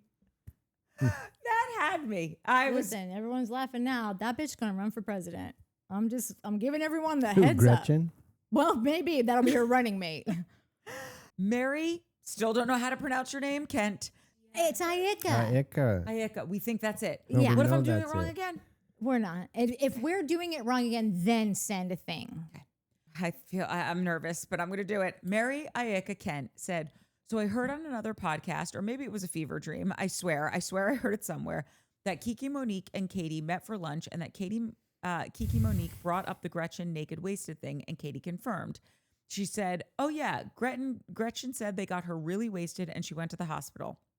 And then on Tamra's podcast with Teddy Mellencamp, Teddy said that she had heard that Sheena and Gretchen are really good friends and Kiki heard that Gretchen went to the hospital from Sheena Shea. So I think that's why Katie keeps saying she never brought it up to Kiki, but they did talk about it off the record. But Kiki is the one who brought it up and already knew it. And everyone's like, oh, how did she hear it about it? And Teddy says that Kiki heard it from Sheena. Sheena and Gretchen, but of course, Gretchen and Sheena are saying, well, Teddy heard it from Tamra, so it's not true. So there you go, clear as mud. By the way, clear as fucking mud. You couldn't have nailed it anymore. I feel like we've said this on a prior episode. It's just a speculation. We don't know for sure, but it seems like that's why Sheena's up in the mix. And the fact that Sheena and Kiki are such good friends and Kiki's always on Sheena's podcast, it just seems like, and also Sheena is such a gossip queen. Correct. Like is like above and beyond gossip Loves queen. to be in the middle of the Yeah, mix. yeah. Not on the outskirts. Yeah. Dead center. But I also like, that's how shitty like some of this cast is that I'm siding with Katie because I'm like, shut up, Emily or Gina. Like, you're just yap, yap, yap. Like, you're not bringing anything substantial to it.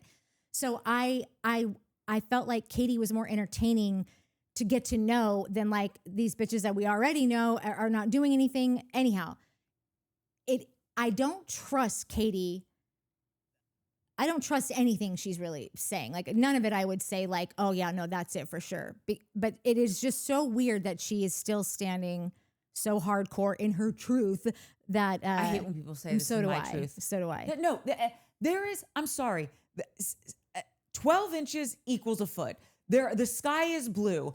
Heat makes things hot. Water makes things wet. Like, I can't stand when people are like, well, this is my truth. It's like, no, there is definitively something happened. You rear-ended me, or you, like, whatever the fuck the thing is. And when people start parsing stories in this way, it drives me insane because, Katie, this is what happened. I'm going to tell you, and I wasn't even there. I'm sure you went to lunch with Kiki Monique. Yeah. It's suspect that you're even doing that because you should stay out of that mishigas, right? Yeah. Just be on the show, be authentic, be in a world of Tamras and Katies, be a Shannon, right? Yeah. Like, just be on the show and fucking live your life. She sat down to lunch. I'm sure Kiki said, hey, I heard that this whole naked wasted thing was crazier than they let on the show. And Gretchen actually went to the hospital. And then, Katie, you sang like a canary because Gretchen did tell you she went to the hospital when you guys went to Mastro's that night. And then when the show started filming and it all came to light, which you wanted it to because that's fuel for a storyline for you, I personally feel you were bobbing and weaving, being like, I didn't say anything and and I'm sticking to the script and whatever. And then when you realize like you're beat and they know the truth, now you're slowly trying to say, well, Kiki already knew. Just say, yeah, I went to lunch with Kiki and she said I think this. she has now. I think that is her story now. But it wasn't originally. That's my point. Right. She was trying to stick to the story because Slade said stick to the story. Slade Slannery, who the fuck are you?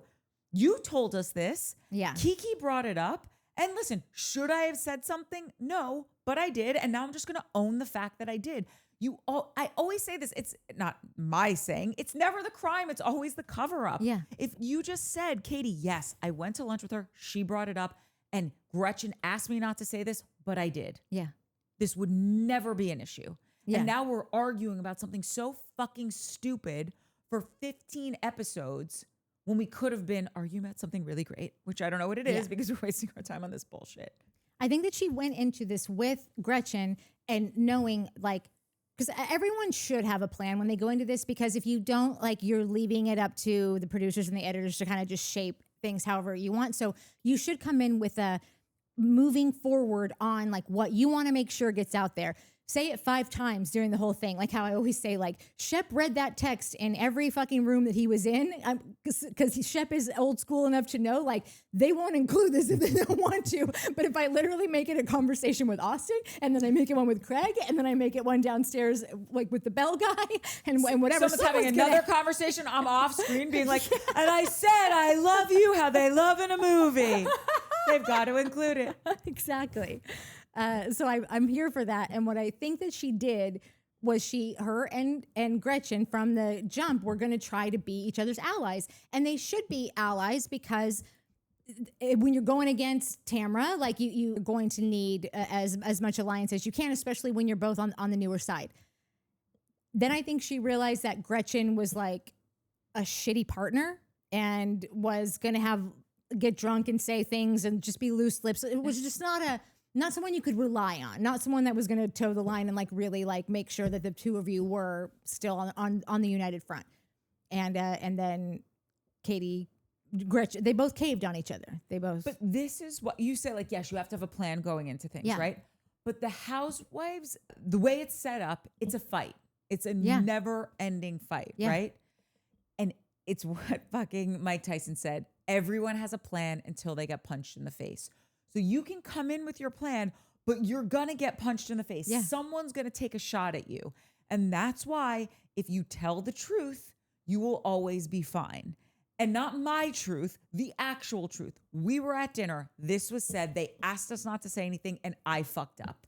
Right, but if you're new and you've got like you've made this alliance And in like you don't know them. But you that don't well. have an ally because she sold you down the river for a song. Right, Gretchen was but, out like, on her. Totally. But I don't think Katie saw that coming. I think that Katie is more of a character. She didn't see it coming, but she saw it when they were on their first trip. And Gretchen's like, I didn't say that. Right. But if Katie's telling the truth, she said, Slade told me that there's something like there's legal issues with this. So again, like you can, like maybe her biggest crime is believing Slade about anything, you know? But like I understood why she, if that happened, if she's telling the truth that Slade told her this thing about how there's legal issues with it and it's with the show. So maybe Katie's also thinking like, I don't want to piss off the show. I don't want to piss off Tamra, and I don't want to my ally, my only friend. Like, well, not her only friend. She had Jen too, but like the person that I'm in biz with is also seems like she doesn't want anyone to know. I don't know. It just there's enough of that there for me to understand why Katie didn't come out of the gates and hand hand Gretchen over on a silver platter and say, yeah, she said all these things, and here's exactly what happened. Here's a timeline of how it all went down. Like it made sense to me in the moment why she kept her cards close and went along with Gretchen's thing. I get what you're saying, but I'm not saying she serves her up on a silver platter. I'm saying you own it like how Bronwyn owned it with the necklace. I wanted to be cool. I wanted to act like I was getting this necklace for my anniversary present. It's not the truth. And I'm sorry. Yeah. All Katie had to say was, I had lunch with Kiki Monique. She brought it up. And I stupidly started talking about what was private information at this dinner. And I regret it. If she said that. Well, she didn't say it immediately, but she said it right after it happened. Like literally the next episode, she said all of that. But when they were talking, she was still kind of towing the company line when they were on that trip. And she right, but didn't it happen kind of on the trip? No, it did happen on the trip. Right. So like, when did you want her to say it? Like, when else could she have said it besides on the trip, if not right after the trip? I feel like it was, and I got to go back and watch because maybe I'm totally wrong. I just feel like it's like she's like constipated getting the information out instead of just saying, here it is, clear as fucking day. And because Katie has a history of lying on this show, I'm not saying she's a liar, but our only other relationship with her is that she did lie about shit, self-admittedly. It makes me very hard and convoluted for me to follow anything she's saying. Yeah. If she doesn't just come right out and fucking be clear as day with it. Yeah. And it doesn't help that she's now teamed up with Tamra. That's right. Because Tamra is so obvious about how she moves that it's like, okay, now if you guys are friends, then it's just because you found a more powerful ally. And correct. So, yeah, I wish that neither of them would be back. And I wish that they would just cast people that were either power players that move story because their lives are literally moving story, like Bose, like every well, Heather's still supporting though. She's not like Heather's not. She's doing better this year, but she's not. Like, but like historically, Heather can move a story. If you put her in a real situation, she absolutely can. Her and Shannon. Does she want to though? I don't know. I just know she can. Yeah. Like when she first got on the show, her and Shannon, that was the storyline for many a year. And it was excellent. Yeah. And it was real. Yeah. So I hope they either find someone who's a powerhouse that can move story or who is just so marches to the beat of her own drum that even the most mundane thing is interesting because like you're watching this life that like you don't really know a person like that or you did meet someone like that. You have an aunt. Like, Shannon. Like, great TV. Yeah. Danielle Warren said, what a weird episode. I feel like I had to rewatch a few things because they transitioned from one thing to the next so quickly. I looked up and Heather is giving a speech about a very important cause, but wait, like what? What happened? When did the last scene end? LOL. I rewound a lot. But yeah, wildly entertaining. And I just love this note or this comment because we kept saying that last episode. And I also feel like they did it this episode. I don't know what they're doing with the fucking editing. Yeah, I don't know. It's so choppy. GGKK9DR said the only thing you haven't focused on is Tamra's quote unquote hard year. We all have hard years. We don't all act like asses. And the only reason I wanted to say this is because we have brought it up so much. I promise you. Yeah. So if you have made it to the end of this episode, go back and watch some of the other ones, we have said ad nauseum, like, What's a good year, Tamra? And And every also- year, every 5 years, you're having the worst year of your life, and it's not always your drama. Certainly, it isn't right now. and also it's regardless of it's a good year or bad year for you, it's never an excuse to treat people like shit. Like we've said it so many times. So Yeah. I wanted to clear our good names. Oh yeah, yeah. Speaking of clearing our good names, do we have any more wine to clear? No, We finished it. we didn't. I was just trying to be greedy. I was trying to be a Tamra. What was the? I feel like the after show was super bitchy again this time with Emily and Tamra and Gina. I just can't remember what they were bitching about, but I remember. I didn't see it. See, and here's the problem is that I hadn't watched like the last 3 after shows. And so I just like let them all play. And so now I don't even know if it was this week's after show that they were doing this. They all But blend together. yeah, but like that trio, they're just the mean girls, but like the mean girls that like I know are so much fucking cooler than all of you old hags. So I think you got to find another something else. This is like not everyone can be a good mean girl, you know. Not Got like any me. commies, Mike?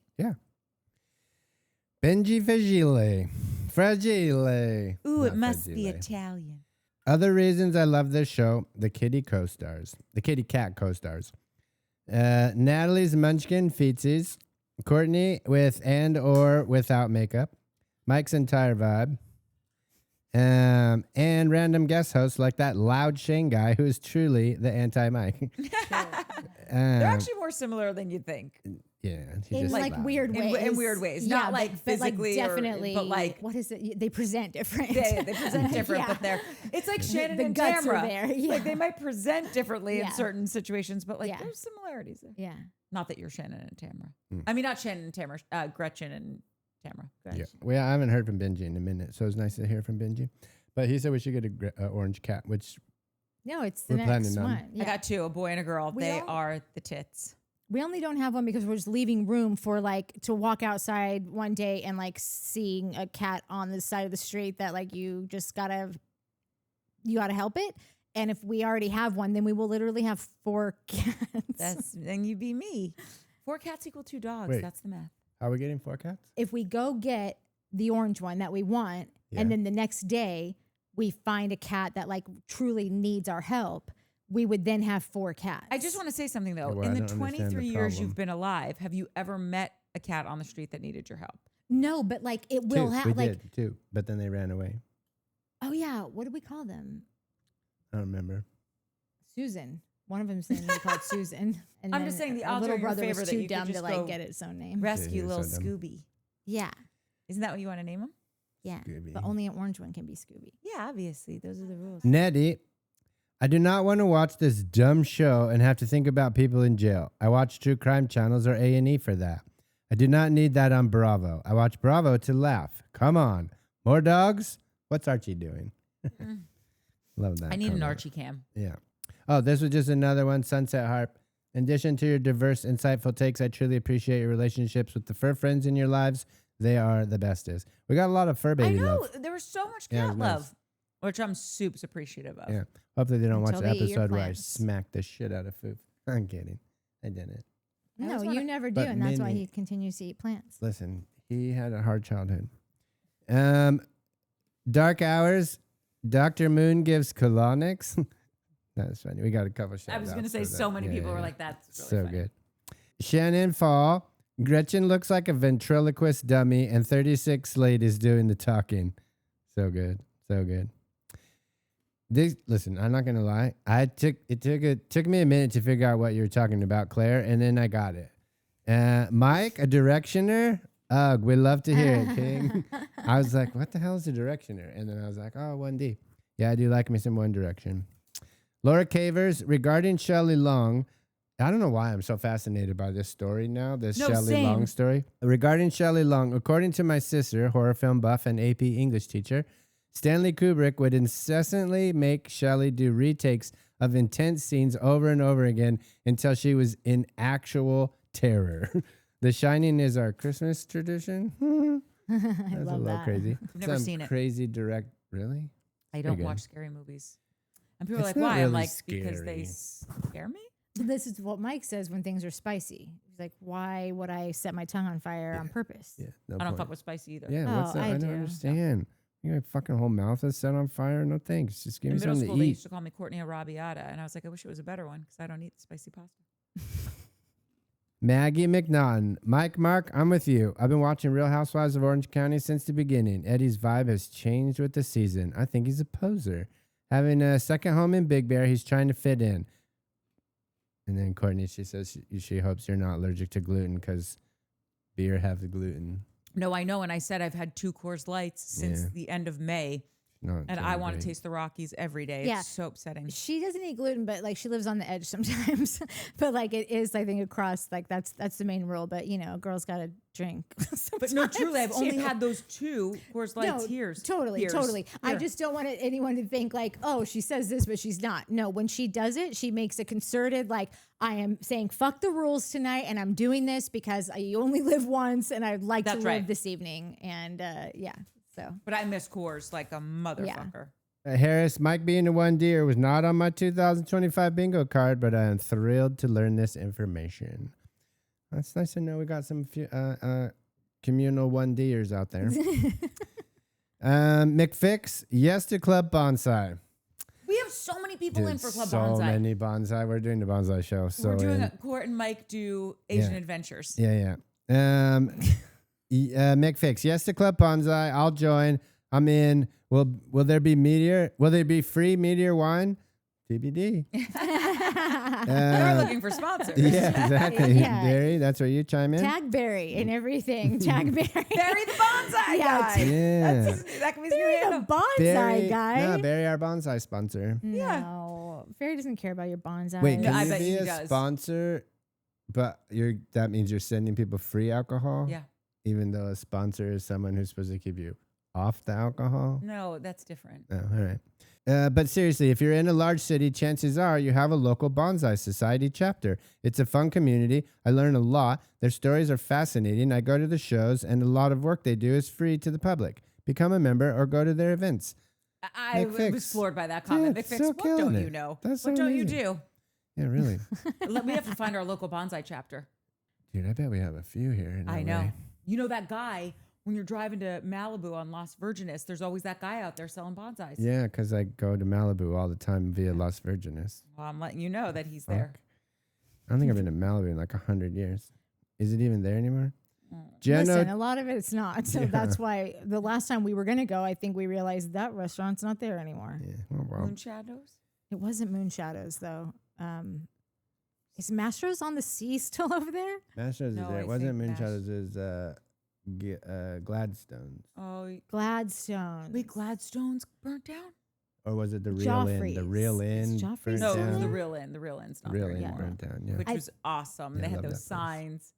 I feel like they might have just gotten their. 'Cause they didn't get their permit to rebuild right away. And I think that they might. Who, the Real Inn? Yeah, they told the Real Inn you cannot rebuild. What? Yeah, That's the Real Inn was crazy. told no rebuilding here. Jen O'Toole. Out of the gates, but it might. I think I've read That is something. criminal. I know. Also, though, how do you rebuild the Real Inn without it literally being a fake Real Inn? Because the whole vibe of it was because it had been there forever. They had done very little Nothing. renovation, if anything, probably just to like make it meet code, probably. The vibe of the Real Inn was that it was a seafood restaurant on the beach that had cats. Well, okay, Like but that was also a movie. yeah. Jen O'Toole. I love everything you guys have said about Heather. She has some minor flaws, or how else would she qualify to be on the show? Funny. But she always shows up authentically. Her communication is direct and honest. She shares how she feels without needing to vomit up every emotion at level 10. She stays out of the mess when it is not her issue, which the others don't like because they think she should take a side. She's also a great mom, and she manages life better than any of them. And I actually think she is funny. I think she operates on a different level than the rest. If she leaves, I hope to get to see her thrive on Real Housewives of Beverly Hills or some other new venture. And I couldn't agree with you more, Jen. Heather seems to be someone whose needs have been met. Truth. I'm telling the truth for peace. That's one because it's our conversation, so you can't have our conversations. Listen, I googled this and it said Orlando, but now I don't know. Truth for peace. Orlando, cool cover story. Then how do you explain these lyrics of theirs? Girl, tonight I'm going to take you to O-Town, and I'm not talking about me and my family. Valid question. I can't answer it. I don't know. That doesn't seem like Orlando to me. That seems like a different town. Unless she ats you. It was our conversation. Were you added in there? Yeah? No, you weren't. I also feel like it was a group conversation. No, we were having a conversation. She asked, I answered. Tiny Panther. Tamra and Gretcher's are too much alike. Gretcher's talking about Tamra's narcissism is rich, and both of their inability to let go is probably because of Slade Flanders. He is a swarmy character and pulling a Sheena Shea by trying his best to be a part of every convo. I think he's been egging both those women on for almost 20 years. I'm looking forward to the reunion where they show all of Gretchen's lying and not remembering her lies. And maybe Sheena is part of this, and her and Kiki are tight as she's close with Gretchen. I'd like to believe Katie and that she didn't tell Kiki, but who knows? It really was just the Gretchen. I can't wait for the finale. I can't wait for the reunion to see Gretchen watch those clips of her of her saying all the shit that she has said that she didn't say all year long. Only crazy. one of the husbands shows up, and I think it might be Matt Janella. I don't think Slade shows up, and I don't think Ryan shows up, but Ryan says he was never invited. Which tracks? Yeah. But if Slade doesn't go, I don't know. Maybe he wasn't invited either, but Slade would never miss an invitation to show up and clear his good the way that name. it was reported, it almost was trying to make it sound like, oh, these guys didn't show up. Like they didn't want to be taken to task. But Slade's a no press is bad press guy. So I don't think he would take it upon himself to decide, oh, I don't want to answer for my sins because he doesn't think he has any. So I played this game as a kid, and I recently they did an update on it and re-released it, and I downloaded it on my iPad and played it for a little bit. Not as fun as it used to be. What is it? I'm about to tell you. Okay. Shannon Fall. Gretchen has passed away of dysentery. You have two options. Do you take the time to bury your dead or leave them on the side of the trail? The Oregon Trail. If you know, you know. And I know because I just played. Did you ever play the Oregon Trail when you were kid? no, I had no idea what that was about. And I was like, oh, I don't know. If I don't know, But I Shannon's don't know. younger than you guys. Yeah, That's but an I don't old-timer play game. games. I don't play games. I mean, I played Super Mario when I was yeah. I knew what played, you like, meant, Shannon. Sega. Jeanette Allen, I would like to side with my fellow Scorpion, Mike. Excuse me. I think Gina is very funny. He can't perform. Don't like everything she does, but I do like how she manages Tamra. She knows if she stands up to the Tamra, she opens up so much nasty. So much nasty. So she appeases her. She and appeases her. Tamra is so full of herself, All of herself. she doesn't notice. Yeah, there you are. Oh, dude, this is a Jeanette Allen that I pissed my freaking pants. Well, Then if you're do it gonna justice. yeah. No, I can't because it What a won't be baby you justice. This is so funny, dude. Jeanette Allen, I have managed to hype. Thanks for the heads up. You're welcome, whoever did that for her. I have a funny story about rabbits. My kids have had a bunny that passed, A bunny. but I still had the hutch in the garden where my cat used to sometimes sleep. Kitty cat. One day, the window cleaner was in the garden when the cat meowed. The look on his face when I explained the rabbit does impressions. Blimey. That's fucking hilarious. I died when I read that. And I was like, that is some shit that I would do. Yeah. Then my cat does impressions. Or the rabbit, rather. Jeanette Allen also liked the Dr. Moon. That was a good one. Reness also, Dr. Moon, does colonics. Pretty funny. She can confirm he has brown eyes, too. That's pretty funny. Miss Grouchy Girl. I love that name so much. I also think her Instagram is the funniest picture in the world. I think it's her. Can't remember. Have you guys seen the interview Terry Dubrow did with John Lovett? Yikes. How's Alex Baskin going to react to that? And I made a comment during the thing. It's hard to watch Terry now after watching that clip of that thing. Yeah, because you had brought it up last episode. Yeah. What I kind of love about that is that they're like, I wonder if Terry just knows that, like, and not like I would think that they would fire him off of something like this anyhow. But you know, if you're ever on the cusp, something like an interview can, I think that Sheena Shea's book didn't really put her in the greatest position to, if she's trying to do more on the Valley or whatever. And you know, letting that fourth wall stuff go, I don't think it would normally do Terry any favors. But I also think that Terry knows that, like, he's got to know by now that Heather is grade A. Like, they cannot lose her, or they really fucking shouldn't lose her. Like, you can lose anybody. She could also just go to the show that Beverly Hills that she wants to go to. But to come this far and know, like, fire me, fire us. Well, you said it's like it's not doing Terry any favors, but what you left out is Terry doesn't need any favors. Yeah, he doesn't need any favors. When you have the clout of whatever his wife has and you have fuck you money, it doesn't matter. Fire me. Yeah, so I kind of love that. And he might even just be like, if they have found out that, like, for sure Heather will not be moving to Beverly Hills next year, he might just be like, well, then it's fucking on then. Like, I don't, like, just kind of pissed about, like, it just kind of throwing out what he's got and do something about it. You're not. And I kind of love that, like, somebody knowing their worth in a situation and being like, come for me. I fucking dare you. I love that. That's what I've speculated has happened. Julie Brown, always on the bridge, Julie. So many bridges. I need to know why you're on so many bridges.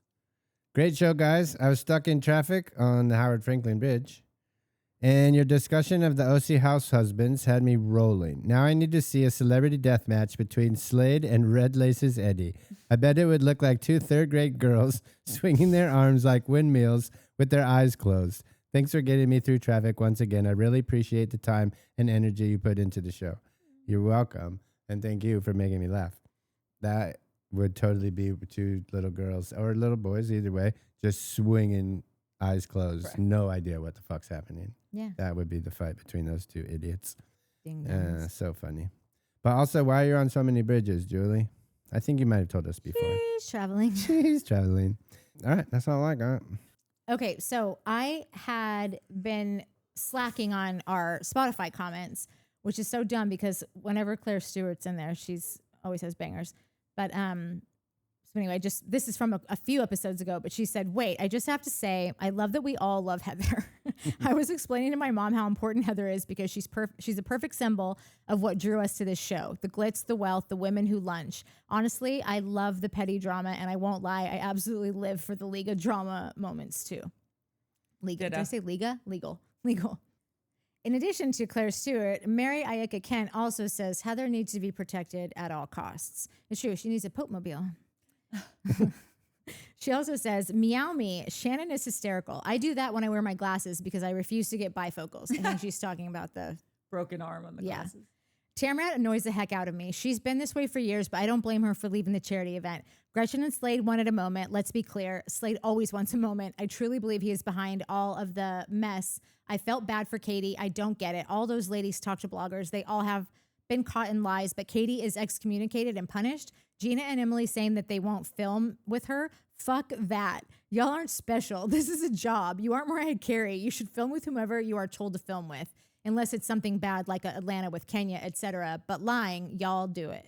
We talked earlier about how they all do this. I think that Katie was too new and made some rookie moves talking to bloggers that she didn't already have a long-standing relationship with, that she hadn't already fed to in order to get that kind of like we're in this together kind of thing. It was just Katie was just doing too much. It was too soon. Yeah, and too also much just too to play soon. devil's advocate for a second, which I rarely do, but I think this warrants it.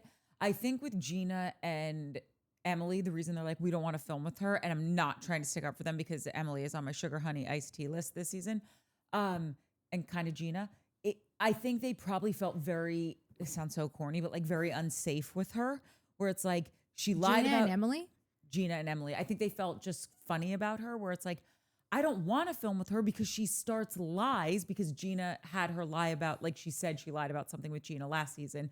And it's like, and this is my business and I don't want to like get messy like this. If that's how she's coming to be on this show, that affects my livelihood and I don't want to do that. So I would think that maybe that was the stance that they were taking. And I'm not saying that she is some huge liar and that's all she ever does. It's just, it sucks because that's what we learned about you out of the gate. And like, there's, what do they say? There's only one chance to make a first impression. And unfortunately your first impression was. Yeah. No, I get that she lied about Gina.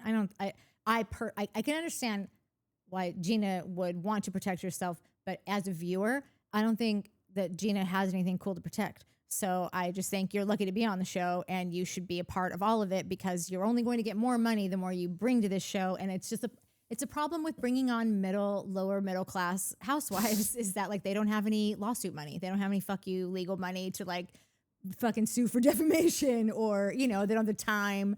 Like it's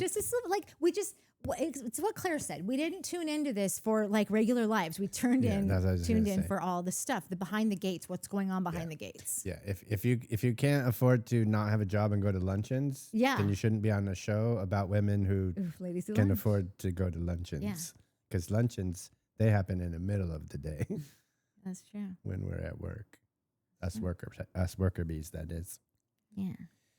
McFix says, oh, Emily, you're a sneaky one. Every season, there's that one episode that just makes it almost easy to fall in the I love the work she's doing trap. Yes, I'm happy to see these innocent men freed, beyond deserving, and I'm glad organizations like this exist. I just can't get behind or applaud Emily doing pro bono work for the wrongfully imprisoned because it's such a passion of hers, while also continuing to vote against their interests by electing those into power that continue to push efforts at a local level that has and will continue to wrongfully target them from the jump. Somebody make it make sense. In the words of Gretchen, Emily, you're part of the problem.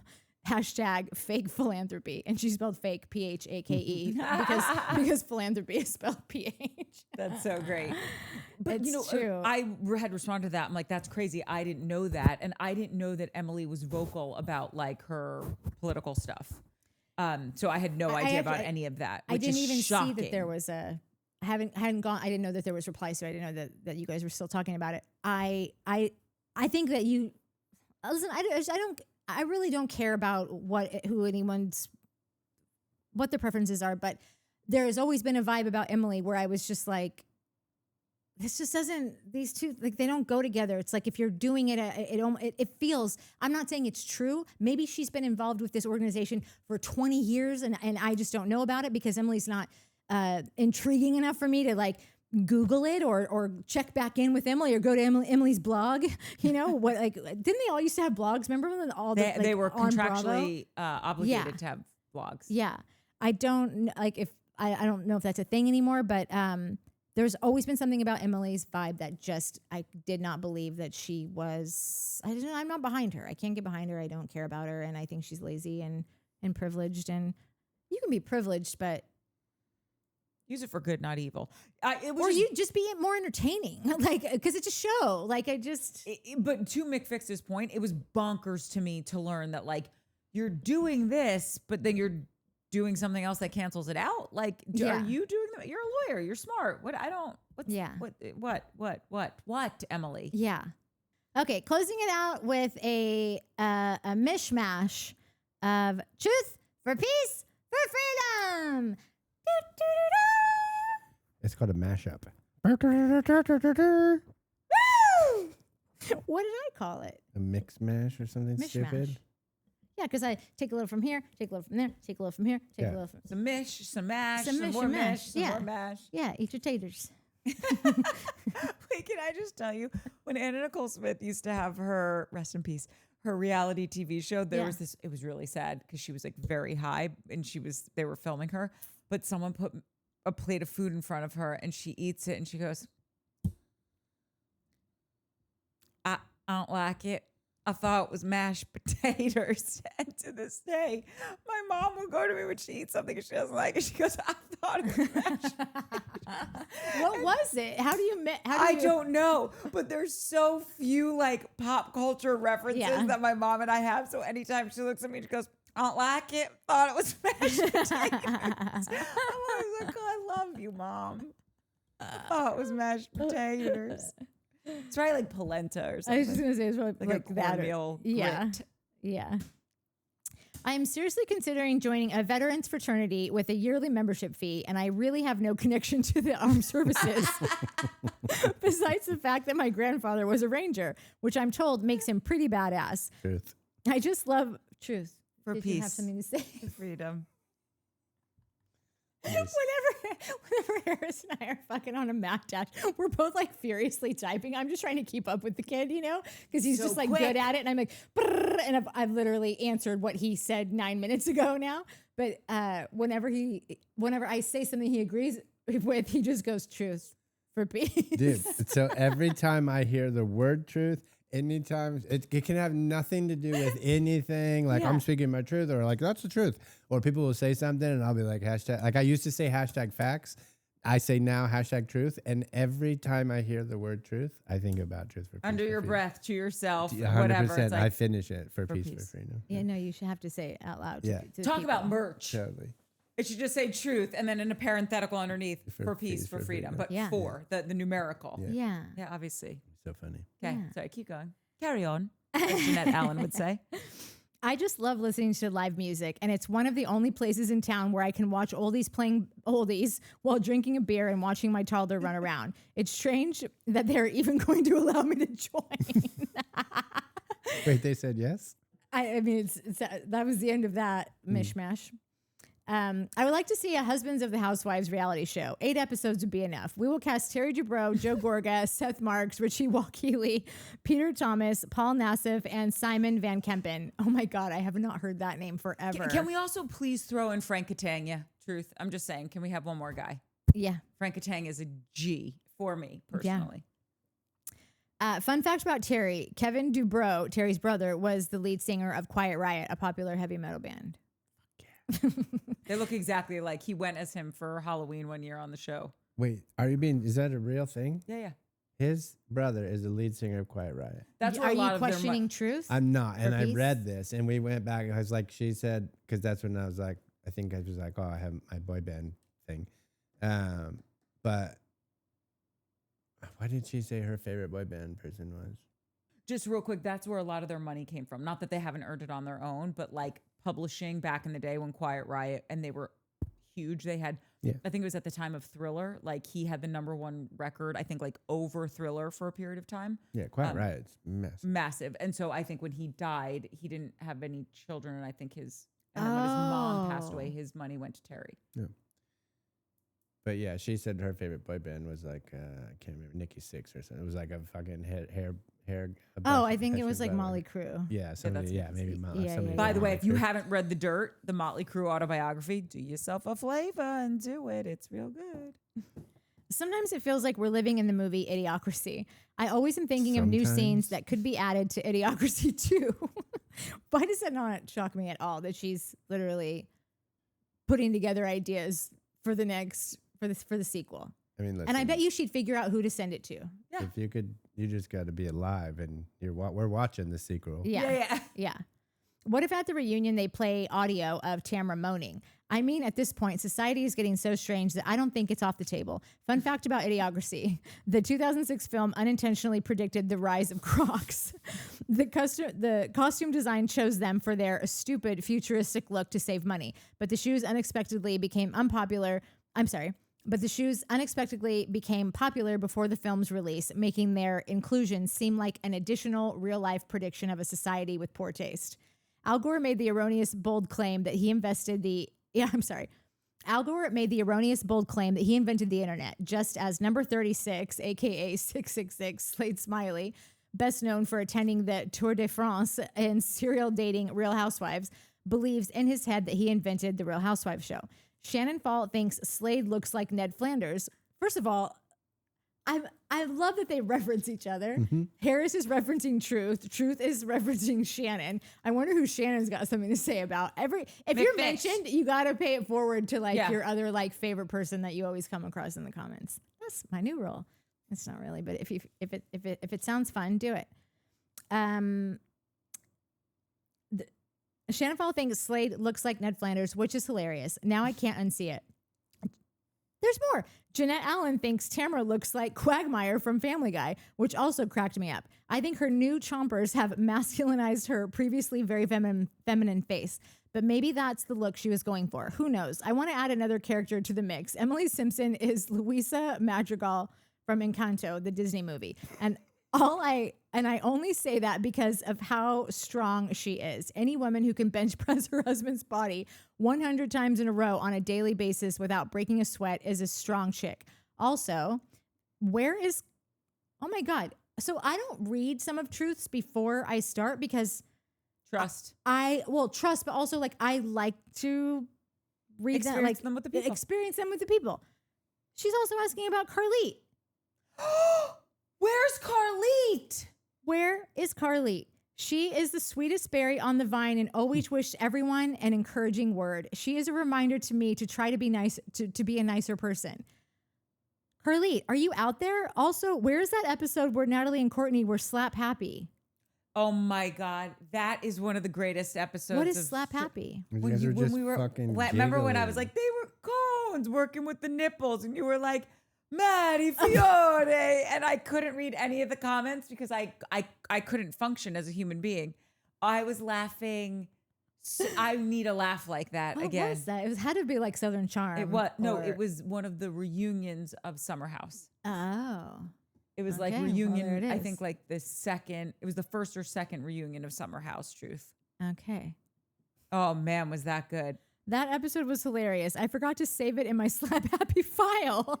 Meteor Wine thought you ladies were shrooming, but the inquiry was denied. High on life was the claim. That's one of the best feelings in the world. To laugh so hard, your cheeks hurt.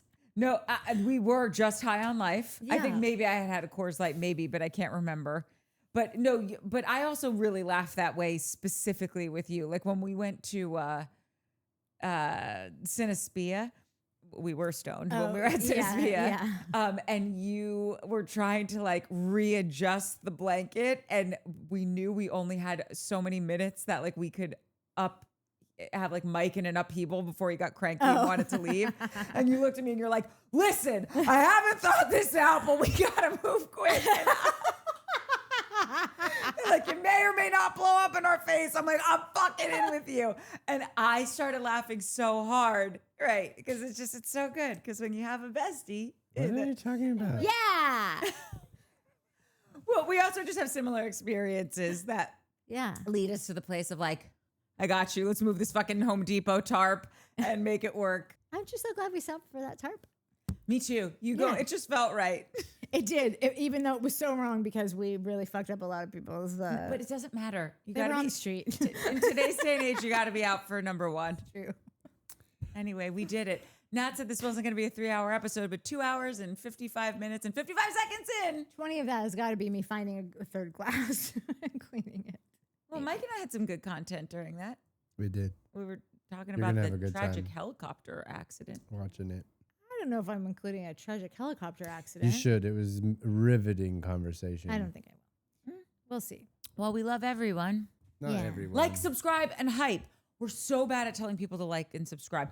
Like, subscribe, hype. If you have a friend who has a podcast company that wants to buy us or pay us to do this, Yeah. tell just them. invite us over to their place to do this. Yeah, we'll do anything. Yeah. We really will. We're all. The bar's so low. Yeah. Oh, what? Don't sass us. We're trying to get paid. Nat, pull a boob out. You have to do both. Give us the bigger one. Don't pull a boob out for me, and I do pay her. Okay, well, what all you I'm do on your saying- time is your business. Yeah. Just share it. Yeah, Just that's share all I'm it. See if saying. anyone likes it. Yeah. Come on, there's so People many like people. it. Has anyone seen that Jerry Seinfeld where his wife's going to stop drinking coffee or tea, one or the other? It's not a Jerry Seinfeld. It's his act. It's a joke that he has in his act. So when we went to I Vegas. know. So that's why I'm wondering if anyone has seen that act, whether it's a clip or whether you No, saw what it is live like we did, where his wife is going to stop drinking tea or coffee. Coffee. And so then I think she's switching to tea and he doesn't, like, he wants to support her, but he keeps going, would you like it? It's so true. When you're with someone and you guys used to do something together, Yeah. like whether it's coffee or heroin, I don't care. It's Yeah. just like, but this was our thing. And Yeah. we like it. Yeah, it made you so happy. Which made us happy. Like it. Like it. Anyway, All we have right. to go to bed. Yeah, and I totally set myself up for I already sent the thing out, which I never do. I always wait.